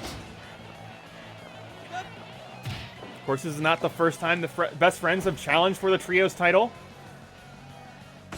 but certainly the first time in this configuration, as another deadlift gut-wrench suplex just flattens Statlander, and a precision haymaker just lays her out on the mat.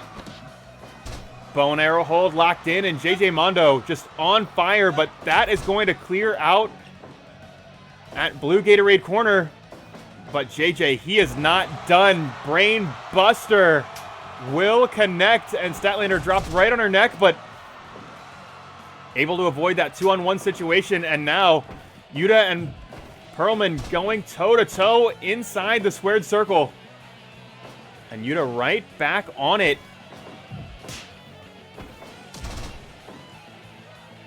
But Ryan Pearlman able to get a moment to study the newcomer from the apron. Possibly going to see a little bit of adaptation, and that is what separates these veteran tag teams. The Pearlman brothers have worked together since very nearly the beginning of Blake's House, certainly the beginning of that Blake's House and Judgment Professional Wrestling collaboration. Wheeler Yuta new to this unit, but proving his worth so very immediately and so very effectively, going for a cover, but JJ just throwing him off of him.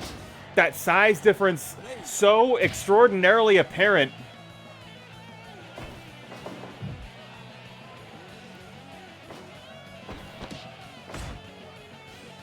Yuta trying to square up, trying to just get any sort of leverage he can against the larger opponent. But JJ just a force of nature, just punishing blows. Those metal arms doing tremendous work for him. But Yuta, he's not finished with JJ. Scoop and a slam. Had to send a message on his way out the door. And Dustin, now the legal man, scoop and dropping him to the outside, and both aprons clearing out. And it is chaos on the outside. Big boy senton, but answered back with a lariat, and Harada has completely lost control of this contest. Harada's count at 11. Basement dropkick, taking the legs out from underneath the legs of Yuta as a devastating DDT flattens Dustin.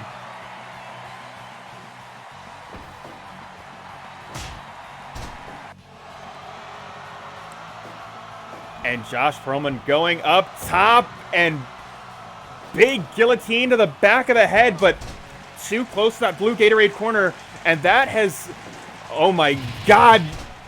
Welcome to professional wrestling, Yuta. Welcome to Blake's House, as a devastating series of punches just pummeling him.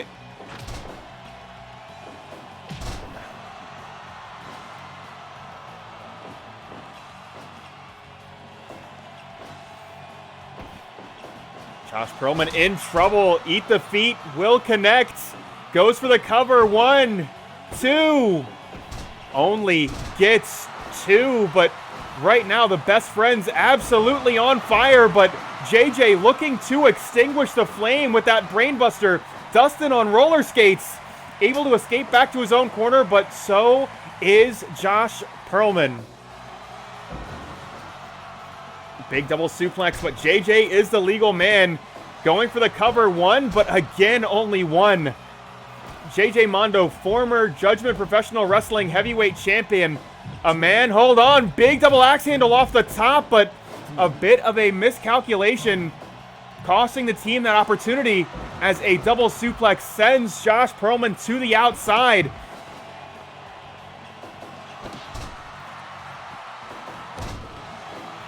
The resiliency of JJ Mondo, positively extraordinary, and that is what the best friends are going to have to contend with tonight.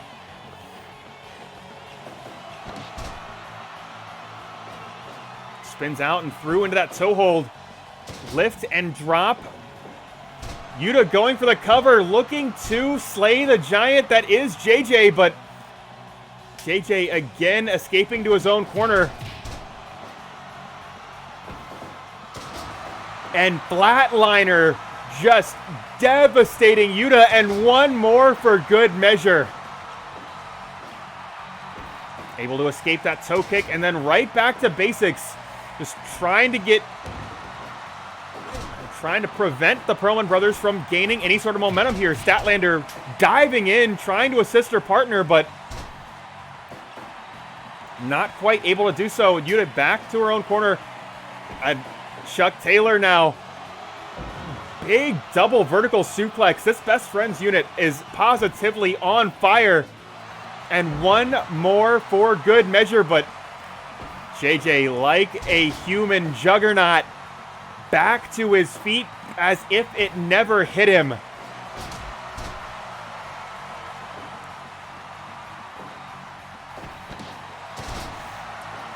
And Chuck Taylor finding exactly how difficult it is to keep JJ down as that gotcha hold is applied. And the Pearlman brothers doing excellent work keeping this team. Hold on. Oh my God. And again, just the Pearlman brothers and JJ Mondo just a little bit out of sync. The Pearlman brothers have been wrestling together for as long as there has been a Judgment Professional Wrestling, but JJ Mondo not traditionally a tag team specialist, and that continues to show despite the immense success this team has had. Big basement dropkick. And Ryan Pearlman just in control. Chuck Taylor, hold on, answers back with an arm drag.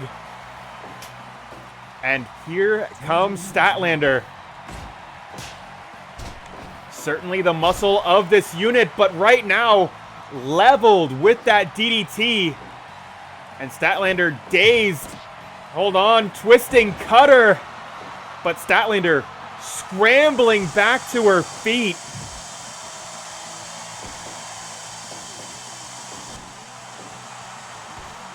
Hold on, we are going high risk. Second rope brainbuster. But no, not yet electing to go for the cover as an axe kick flattens Ryan Pearlman. We are over 20 minutes into this contest. Still no eliminations. And 450 splash, but the legal competitor is JJ Mondo. Former Judgment Professional Wrestling Champion JJ Mondo. He is firing up. And it is Powerhouse versus Powerhouse. JJ versus Statlander. Which one is strongest as JJ delivers a monstrous brainbuster? This could be the first elimination of the match. Cover 2. No, not quite enough. The resiliency on display from Statlander. Just such a major factor in protecting this team's 3-on-3 situation.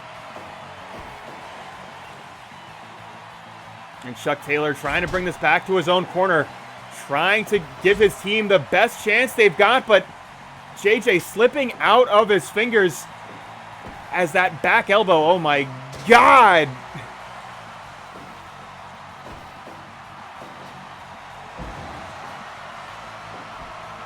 And Pearlman now up top, perched on that top rope. Big body press, cover. 2, 3, count, fall. The first elimination going to Josh Pearlman. And Statlander, I don't know.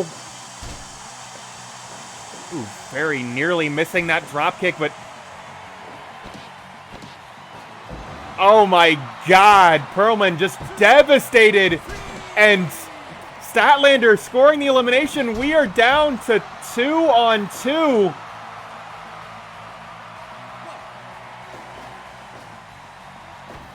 Only getting a count of 1, but again, the powerhouse of this best friends unit just lariat after lariat crushing the throat of JJ Mondo, but hold on, lift and drop. JJ a little bit distracted, and that could create an opportunity for Yuta. But those metallic arms, elbow right into the forehead of Wheeler Yuta. And JJ falling fist right into the chest. Yuta trying to chase him down, able to do so, but only for a moment.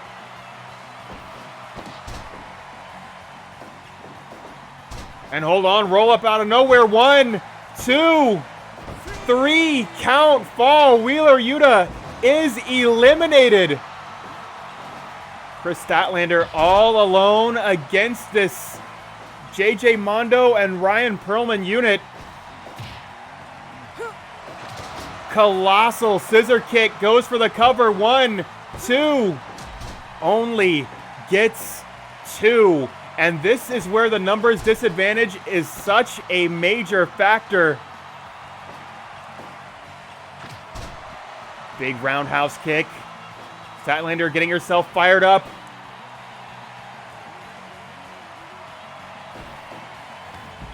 And Pearlman sending her to the outside.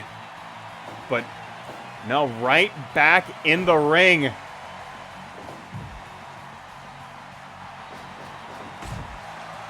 Back elbow in the corner, but a basement dropkick is the answer back. Both competitors down. And huge super kick. But Statlander, she's not done, but Pearlman absolutely is. Bringing JJ Mondo back into the ring, trying to do cleanup for this JPW unit. JJ going high risk, big diving elbow.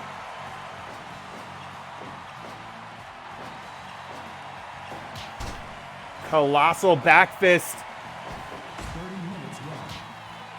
But Statlander keeping the dreams of the best friends alive. As a pair of boots buried into the chest of JJ Mondo.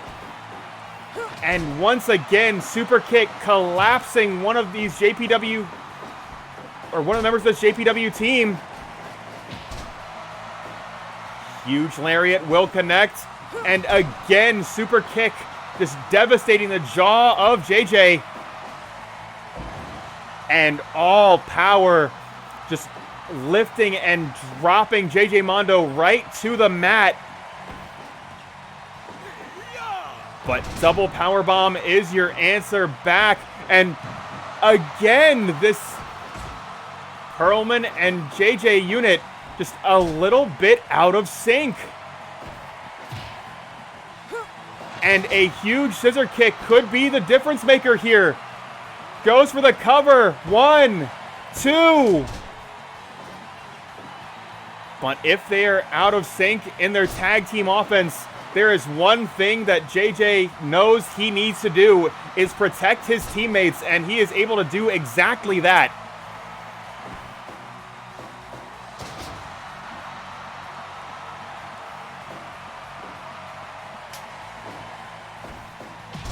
Big double drop kick will connect. And crushing back fist, Statlander in dire straits.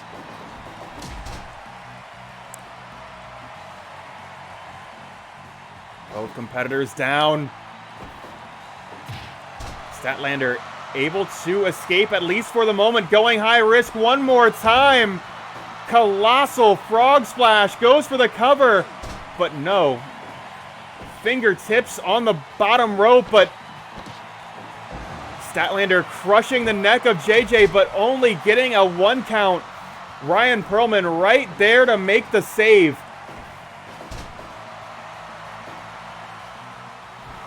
And a frog splash off the top, but this time a foot on the bottom rope, protecting JJ Mondo.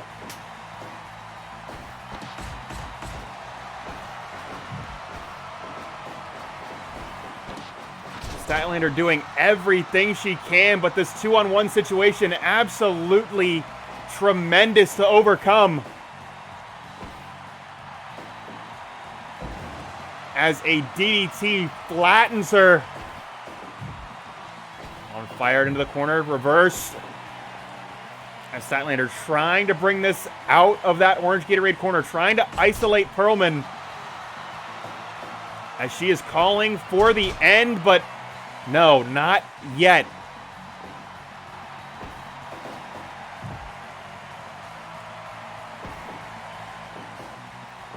And this team going high risk. But Pearlman, no. 450 splash off the top. And Ryan Pearlman, after that forearm smash, able to pick up the victory in decisive fashion with that 450.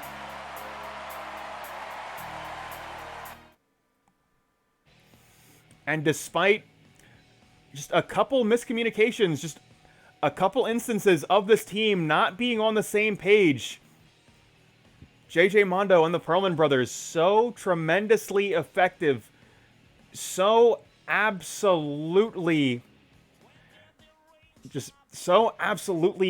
well prepared for those key moments. Those moments where Statlander had Pearlman or JJ just absolutely dead to rights, coming in to make the save, extending the life of your team,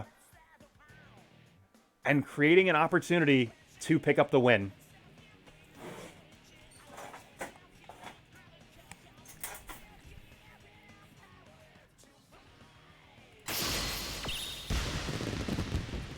Although I do gotta say, after watching that match, I kind of want to see Statlander against JJ one-on-one. Because based on what I saw there, that could be something. Yeah. The extra theatrics for title defenses and title changes. Real nice.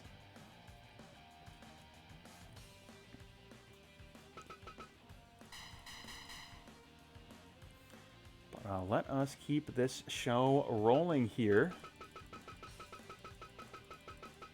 Oops.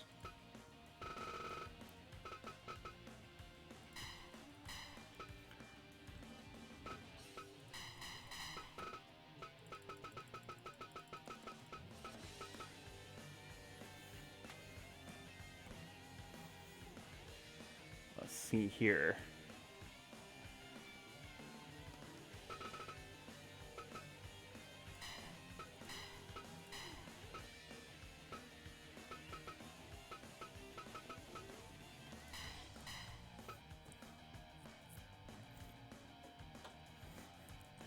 Right now, Nick Vadala picking up a major win last week, or on our last program, excuse me, winning that Charlene Memorial Battle Royal against 7 other competitors in that Blake's House Wrestling stable.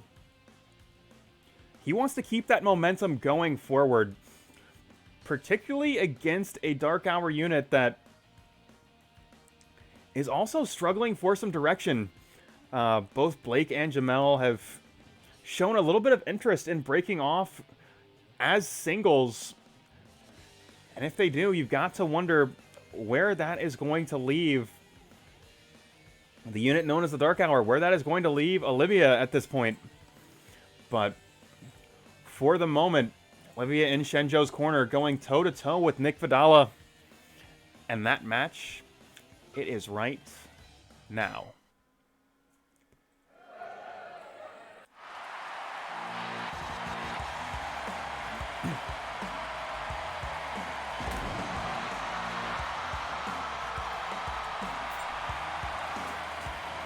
I said Nick Vadala, the head of Nick's wrestling organization, the man that is quite frankly responsible for the dominance of that tag team division. His coaching positively instrumental in the effectiveness of teams like Ramos and Idolo, of teams like Bartholomew and Babyman. His in-ring skill, second to none, but right now he has got to go head-to-head with a powerhouse that is Hsien-Jo. A man that will absolutely throw your entire playbook out the window as he throws you onto the canvas. And right now, that is precisely what Nick has got to contend with. Big European uppercut. And one more for good measure.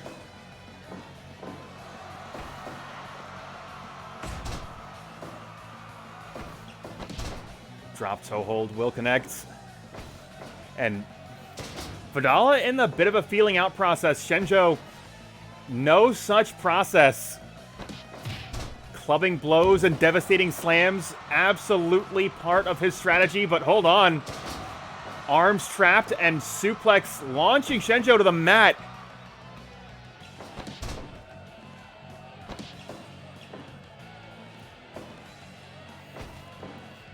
And one more time, back to basics and crossface chicken wing. Gonna slow Vadala down a little bit.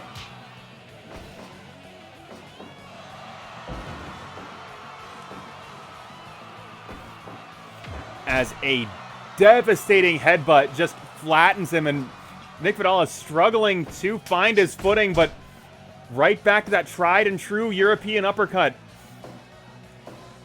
When all else fails, that inner elbow delivered right to the jaw of his opponent. Something he can fall back on. Something that he knows will be effective. And expect to find him leaning on that a lot in this contest. As a toe kick gets him out of harm's way. And arms trapped one more time and Jamel suplexed right into the corner. You can see Olivia on the outside. Hold on. Big headbutt.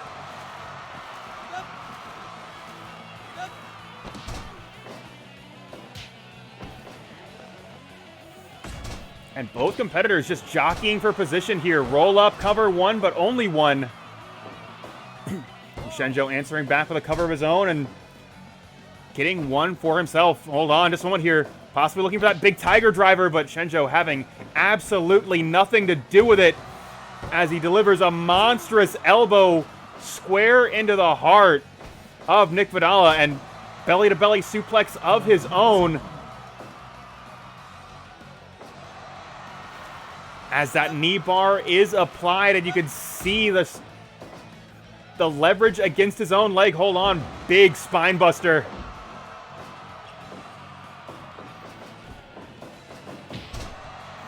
Crushing lariat, and you can see Nick's just entirely unprepared as a devastating slam plants him in the ring. Lariat. Hold on. Back switch and backslide cover, but those long limbs reaching the second rope. And Nick, your princess is in another castle. If you want to pick up a victory here tonight. But picture perfect deadlift suplex. And hold on. Chaos Theory out of the corner, cover two, but only gets two.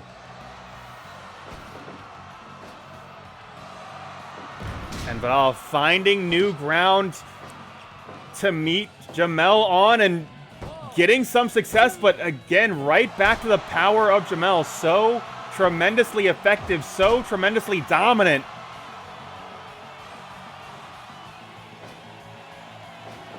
Swinging for the fences with that lariat and that rolling chop, but neither able to make contact. But this time he does.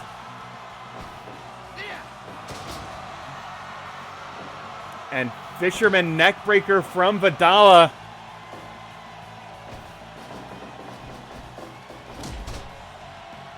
And Hsien-Jo just blocking with his body. When in doubt, throw yourself at your opponent. That is precisely what Hsien-Jo is able to do here. Snap suplex, planting him right back to the mat, but screwdriver just crushing the skull, crushing the stack of dimes that Vadala calls a neck, but not quite able to get three.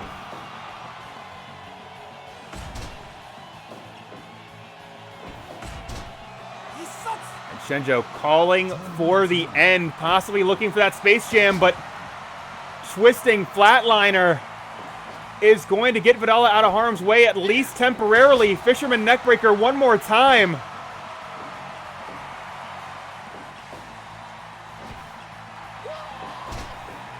And Nick Vadala just grabbing on that Dragon Sleeper.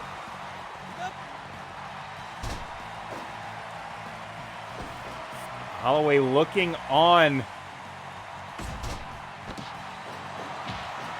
Kamigoye and picture perfect deadlift suplex, and Vadala, he is not done. Continuing to apply the pressure, targeting the knees, targeting the back of Hsien-Jo, but Hsien-Jo able to power out. And right back to basics with that European uppercut. And again, that sharpshooter applied.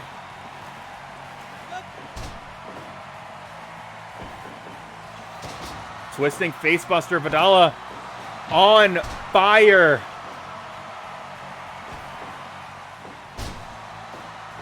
Snap suplex, but Hsien-Jo rolling right through it.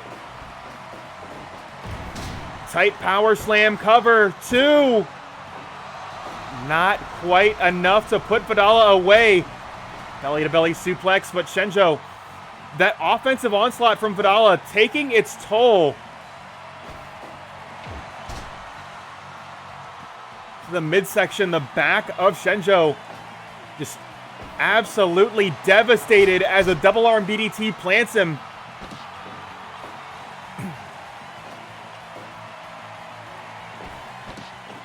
Rip cord. Hold on. Kami Goye, knee strike after knee strike, but Hsien-Jo trying to get back into the fight. But Vadala, European uppercut to the back of the head. Hsien-Jo unable to defend himself. But an STO lays him out, buys him a few more moments.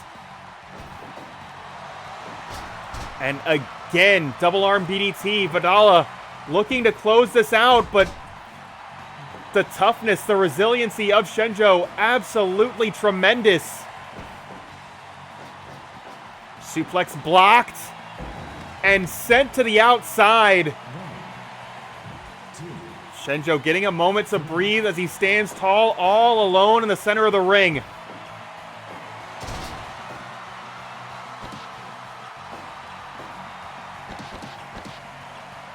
And hold on, Vadala going for the cover. 1, 2, 3, count, fall. And this troubled Dark Hour unit continuing to struggle as Nick Vadala continues to ride that momentum from the Charlene Memorial Battle Royal, picking up a critical victory,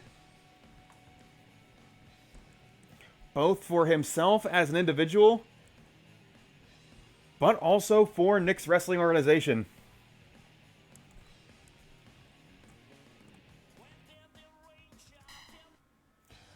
Sometimes it do be like that, and how you doing, Jamel? Appreciate you dropping by.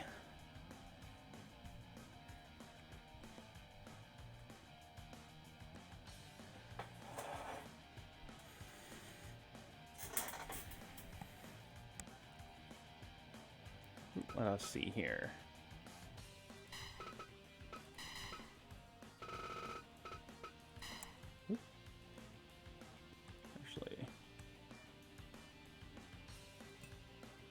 I'll come back to that because... Oh, no, we got one more match before that.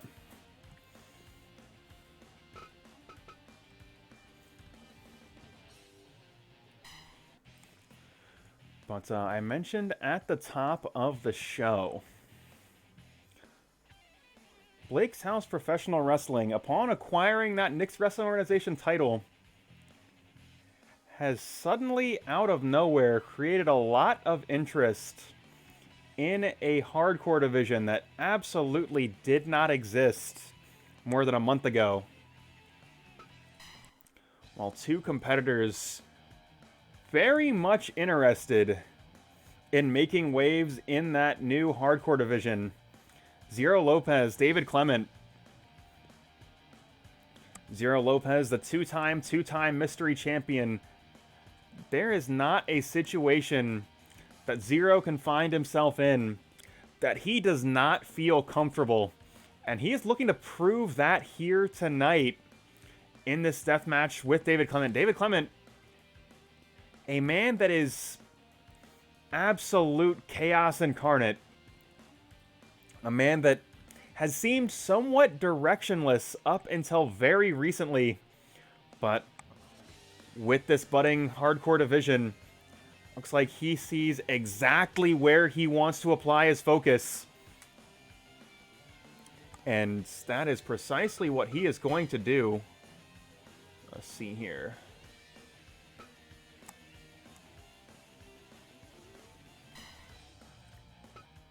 I don't know why I didn't notice this last time. On one of the death matches I did have rope breaks on in a death match, which is very funny. It's kind of like when there's rope breaks in like triple threat matches, or I guess like triple threat's kind of an edge case. At least for submissions, they shouldn't be rope breaks. But like rope breaks in fucking Hell in a Cell or like other weird matchups where there absolutely should not be rope breaks. I think a landmine death match is one such match. But it does look like we have got our two competitors going to be squaring off for an opportunity to stake their claim to plant a flag in the ground in this hardcore division Zero Lopez, fresh off of some major momentum, besting Olivia Holllway in that exploding deathmatch. But don't ever count out David, as he was practically born for matches like this. Zero Lopez, David Clement, in that match, it's right now.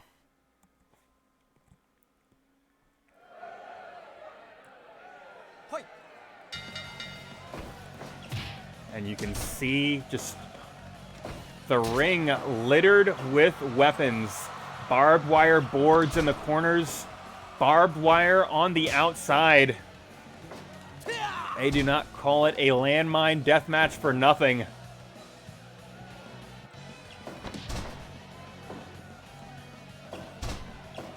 Zero going for that mount tackle. Looking to wrestle with David, and that is such a curious proposition. David taking advantage of these hardcore rules. No more warnings, no more disqualification counts. David is unleashed, but again, the two-time mystery champion. Someone that is comfortable in any setting, in any match type. And this is absolutely no different.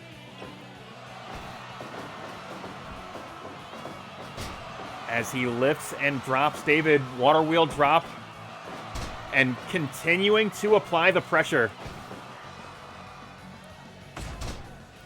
Zero, a bit of a high flyer, will get to utilize some of his springboard offense here. He was not able to do so in that exploding deathmatch. But David firing Zero into that barbed wire. Zero able to bounce off without too much harm. We will have to see if that is able to continue. Big body press, but Zero able to escape.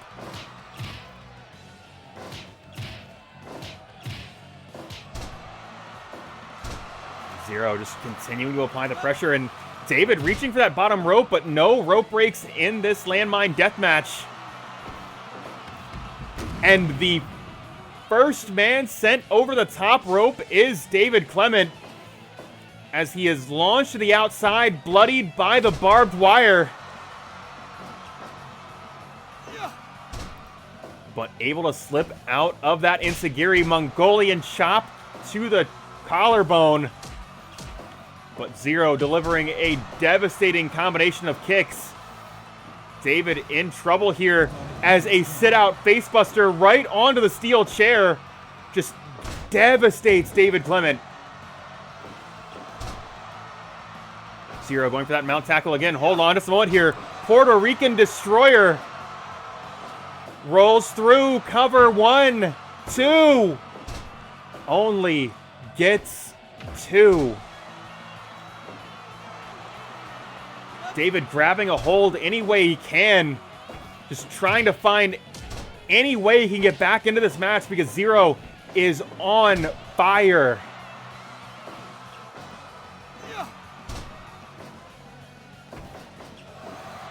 Destino will connect, but Zero unable to get to the top rope. Elects to deliver one more Puerto Rican Destroyer. That has got to be it. 2 destroyers, the landmines on the outside, but David somehow, some way finding a second wind. Enziguri throwback, rolling through with his own 1. Only getting 1, but David sending a reminder. He is not to be underestimated. He is not to be taken lightly. He is at any moment 1 clean hit away from victory with that knockout punch. But right now, Zero not allowing any of it, saying this match is over. But again, enziguri throwback, just targeting the head and neck of Zero Lopez, going to make that package pile driver so much more dangerous. As David beginning to get a little bit of use out of the weapons around the ring. And that hardcore style of David's going to be a difference maker here.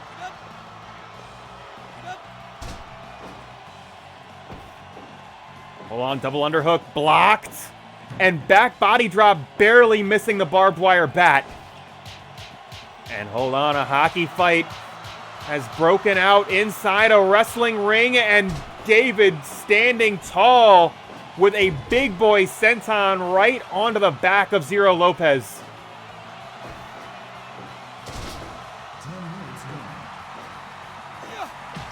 Enziguri of his own, trying to take the head off the shoulders of David Clement, but unable to do so. Both men just going for it all.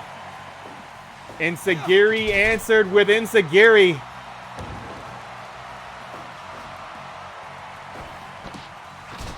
And a step up Enziguri of his own.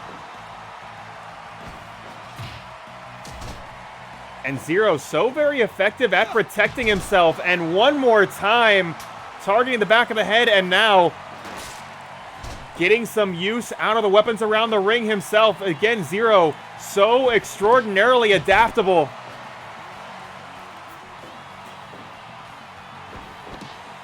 But hold on, scoop and a slam center of the ring. David getting himself fired up, going coast to coast. Springboard, elbow buried into the heart of Zero Lopez, but Zero drops toe hold, fighting back to his feet. Roll up out of nowhere, cover, 2, 3, count, fall.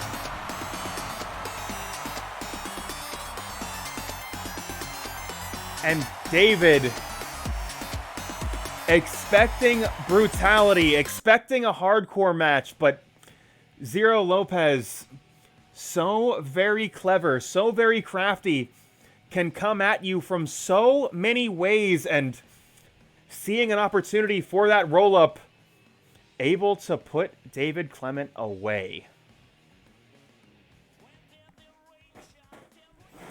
But we have got one more match for y'all tonight. Of course, we now know exactly who is going to be facing Mag.Lo in tonight's Open Challenge. The man that is the best in the world. The Chick Magnet Punk.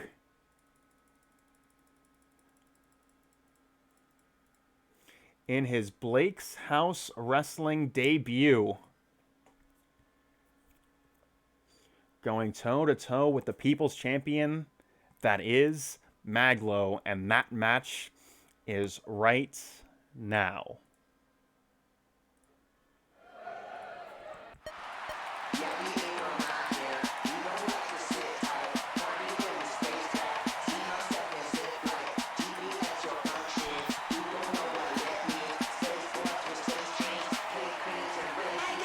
And Mag.Lo making his way to the ring. Of course, you can get Team and so much more at maglo.bandcamp.com.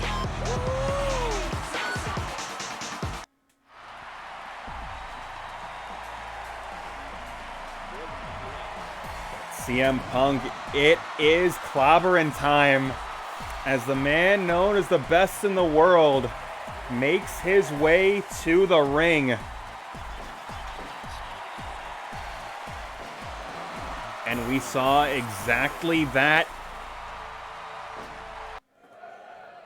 in that 8-man over-the-top rope battle royal. We're going to have to see just how much more Punk has left in the tank, as Mag.Lo starting things off strong with that airplane spin, and that's got the crowd fired up early.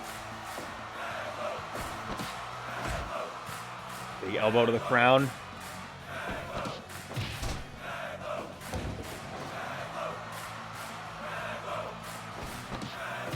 And Punk, I'm sure, at least in recent memory, not used to having a crowd against him, but certainly a ring veteran. Very capable of drowning out the noise. Suplex blocked, and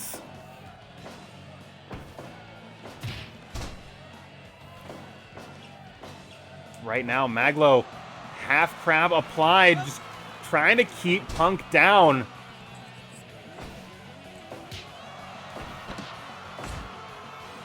Forearm smash, elbow to the crown, and punch right to the gut. Punk just clothesline from Bretton Woods. I was going to say stopping Mag.Lo from getting any significant offense in, but that clothesline all the way from Bretton Woods certainly going to be what Mag.Lo needed here, but Bulldog lays him out. Lift and drop. Goes for the cover. One, but only gets one. Both men staring each other down from across the ring, but only for a moment. Both meeting right in the center.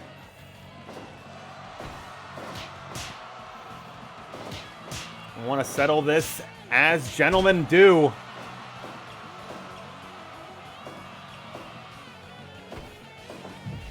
Punk firing Mag.Lo into the ropes, but Mag.Lo answering back, forearm smash. A shot to the head is the receipt. Hold on, suplex blocked, and Punk rolling to the outside. Mag.Lo getting fired up. Possibly a little bit antsy, chasing Punk outside, but Punk already back in. And that patented spinning toe hold from Mag.Lo. Just Punk trying to get some footing back in this contest, but Mag.Lo has just been all over him.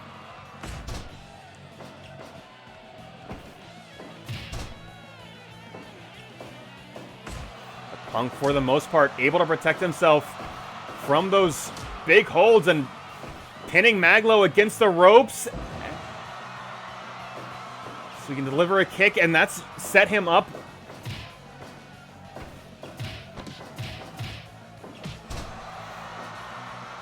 And Punk utilizing that MMA background, just delivering blow after blow.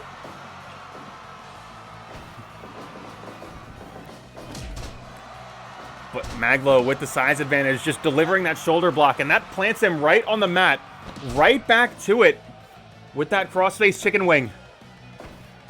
Hold on, Mag.Lo. Driver! Goes for the cover. 1, 2. Is this it for Punk? No, it is not. Punk is not dead.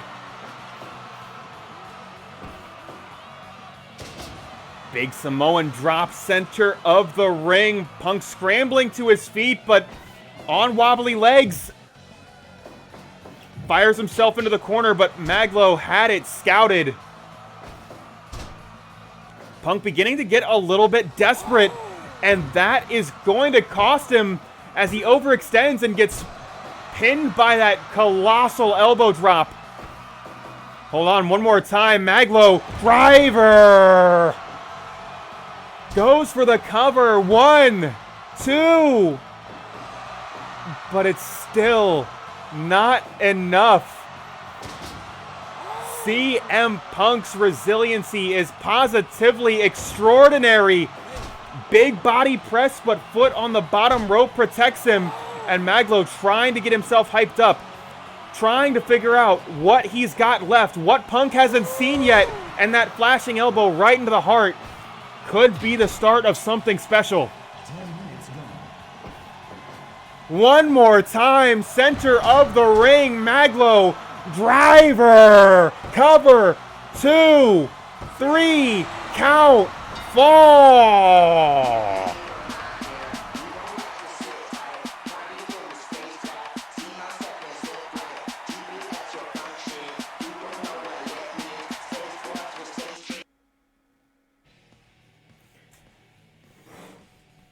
And CM Punk looking positively dominant in that 8-man over-the-top rope battle royal, but Mag.Lo protecting the house, protecting that 20-by-20 from any and all challengers.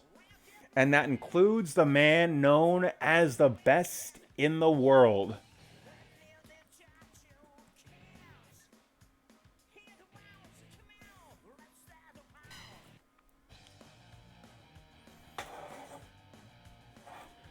that is going to wrap up the main portion of tonight's program. Of course, we've got the bonus match where I hang out with y'all in the chat. So let's go ahead and cue that up right now. I will admit, the main a little bit underwhelming. Punk didn't get all that much offense in, which is kind of disappointing.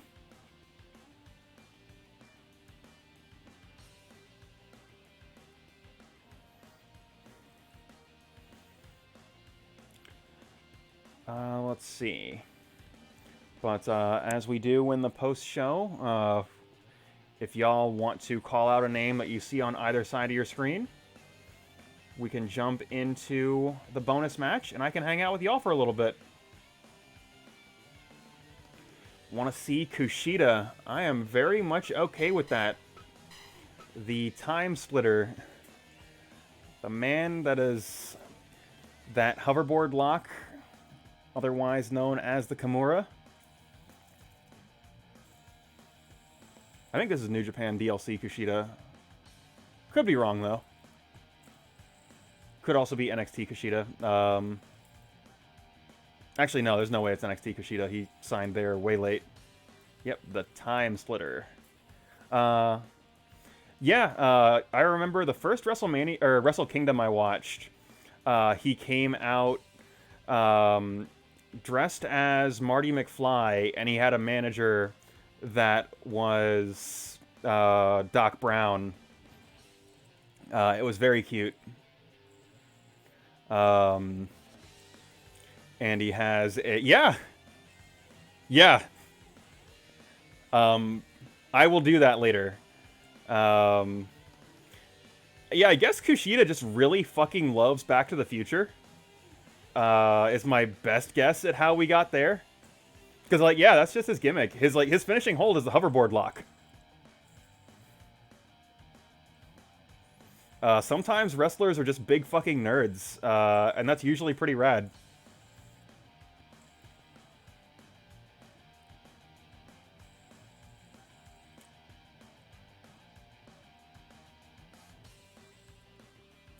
It's true.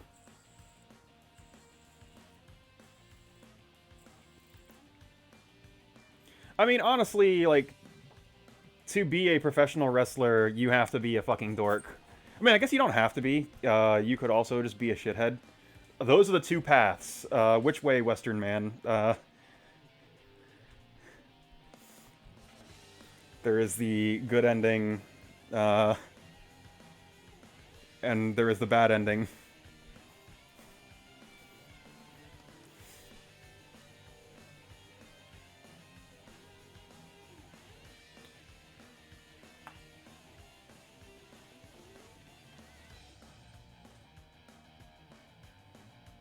Oh, I guess you could have like an AJ Styles where you're both a big nerd and also kind of a shithead. So, who could say?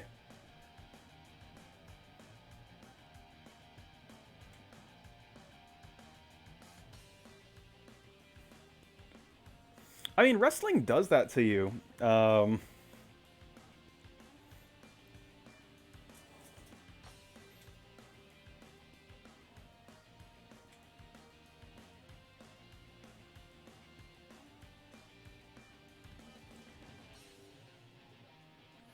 Honestly, there's two names. Actually, honestly, anybody on the left side of the screen, I'd be cool with.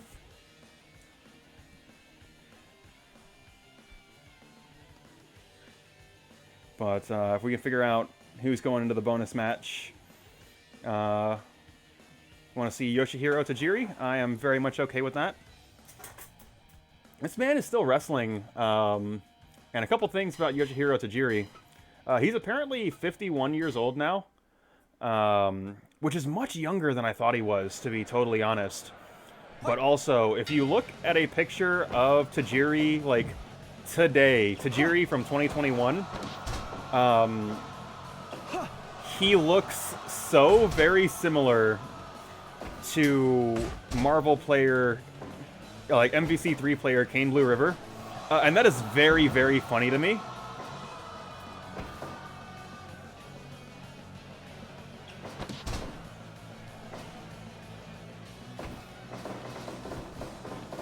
That's my one thing I wanted to say about Tajiri.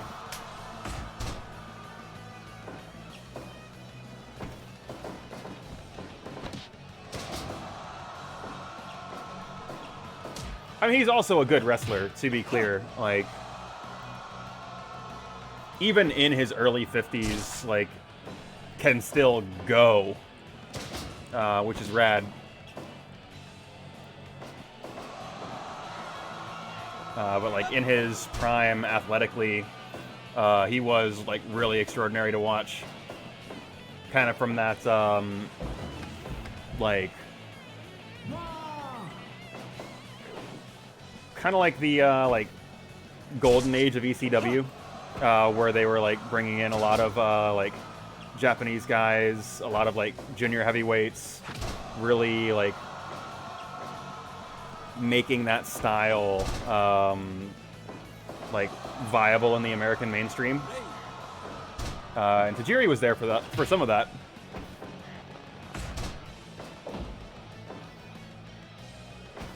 And I do like say like making that style viable for the American mainstream because like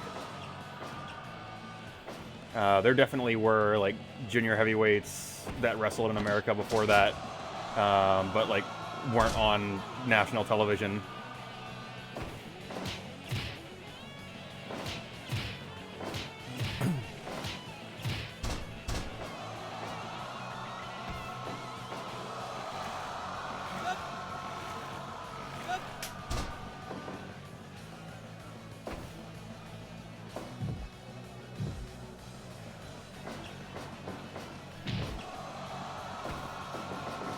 Also, Abby, if you're still hanging around, just out of curiosity, did you not watch X-Men Evolution in the like early 2000s?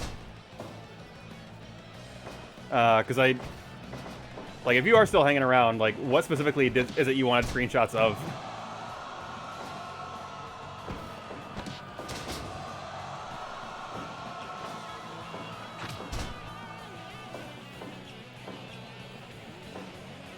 Because yeah, Jamel, the like other thing I've been up to in recent weeks when I am not playing Guilty Gear XX Accent Core Plus R or Melty Blood type Lumina, I am watching the early 2000s superhero teen drama that is X-Men Evolution, which is like just such a good fucking concept because it's the like it's the X-Men, but it's the high school AU that like is like such a common fan fiction trope. It's like, what if all these characters you liked went to high school together?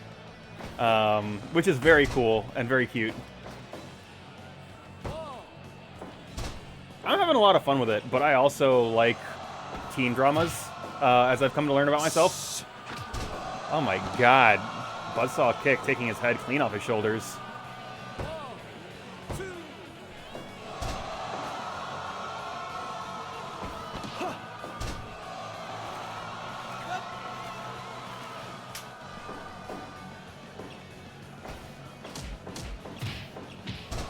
Also, a thing that I was reminded of recently, the color of a wrestler's mist, like, canonically determines its effects. Ooh, the tarantula. Green is blinding, red is burning, blue knocks out, yellow paralyzes, and black is basically death. I forget what the post I saw, like, said black did. Oh yeah, wrestling is fucking nerd shit, dude. Wrestling is, like, extremely nerd shit. Only nerds like wrestling. Even people that don't realize they're nerds, if they like wrestling, they're fucking nerds.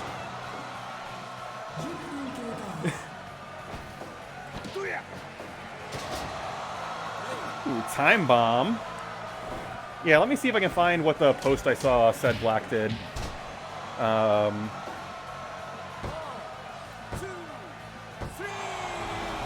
Yoshihiro Tajiri. Let's see. It says black blinds and poisons.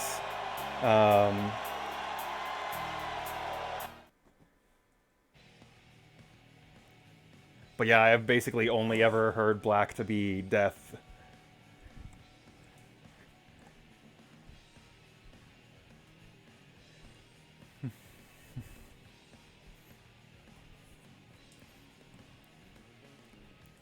Surprisingly, I think this game only has green mist.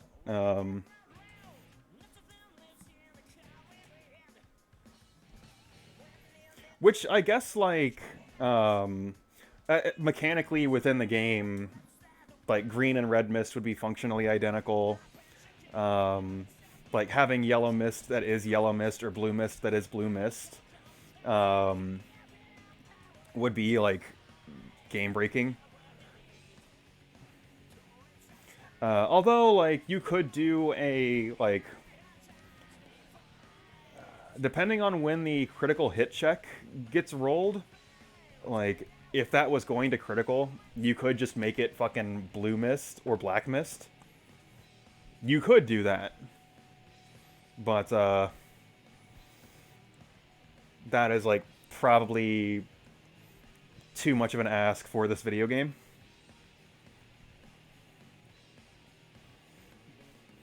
I mean, this video game already is doing a lot.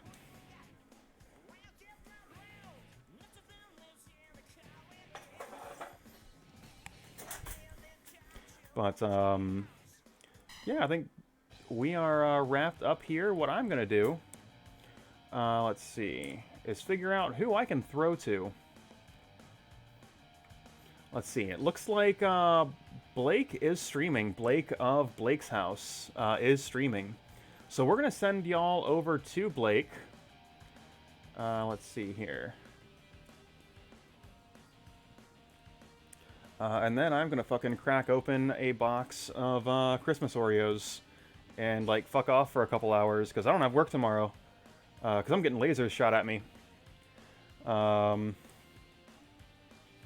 Let's see here. But, yeah, as always, hey, anybody that's hanging out with us here, I very much appreciate you, coming around, watching, participating in the chat, and, like, even if you're not participating in the chat, if you're having a good time watching the show, that's what I'm here for, right? And, yeah, if anybody here is their first time here, we try to do this every, let's see, we try to do this every Sunday, and, hold on a second, Jamel, if you're doing that, I'll come hang out with you in your stream once I sign off. Just as a heads up, you cannot start the DLC until you go to a rest area with the quest boat. So, like, you won't be able to jump straight into it, probably for, you know, like 20 or 30 kilometers. Just as a heads up. But the DLC is fun. The whole game's fun. I enjoy it a lot. Yeah, like, the quest boat is where you access the, like, DLC side stories. Yeah, so you'll be able to do some of that and then do some of that. I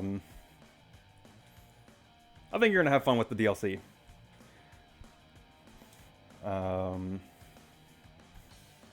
Also, I don't typically read item descriptions, but the item description and the, like, item story of the arcade token I made sure to read. Because, one, it's my favorite equip in the game. And two, the person that wrote the item description and story for that did fucking body me. Like, just fucking... just absolutely obliterated me in Guilty Gear XX Accent Core Plus R. Because he's very good at that video game. So, like, that amuses me tremendously. I like weird coincidences. But anyway. So yeah, if you liked what you saw tonight, we try to do this every Sunday. I know for the last, like, 2 months, I have not been consistent with that.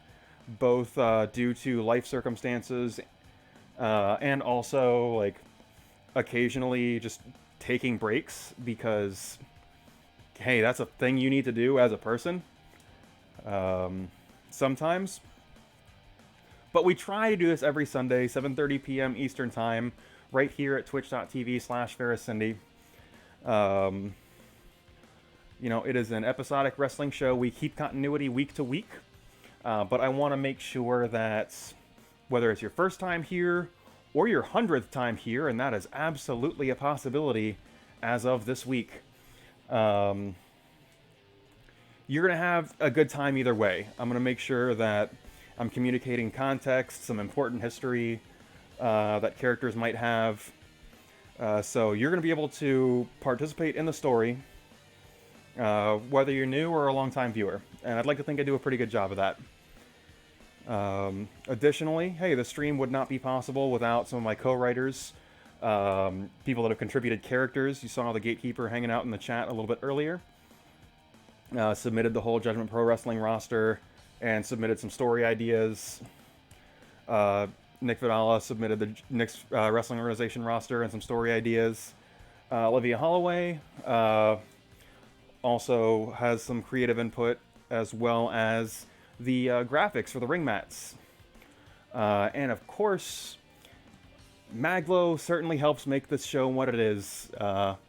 The original music, the theme of Blake's House Wrestling, The Glory by Tatpool, is a Mag.Lo original, as well as the theme of Zero Lopez, Mag.Lo's own theme music, sung and produced by himself, Team, which you can find at maglo.bandcamp.com. All the crowd chants, that is all Mag.Lo.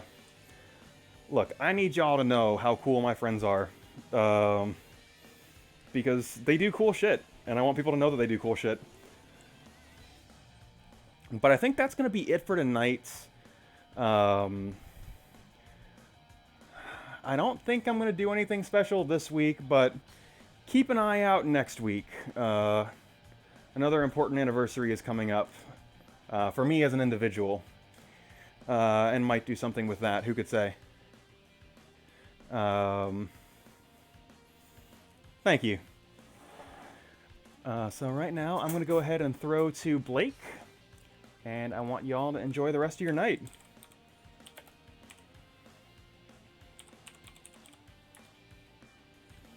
And now I'm going to sit here for 10 seconds, because I always do this. Say I'm going to raid, and then I tell it to do it, and it makes you wait. So now, I'm going to send y'all to Blake. Enjoy the rest of your night.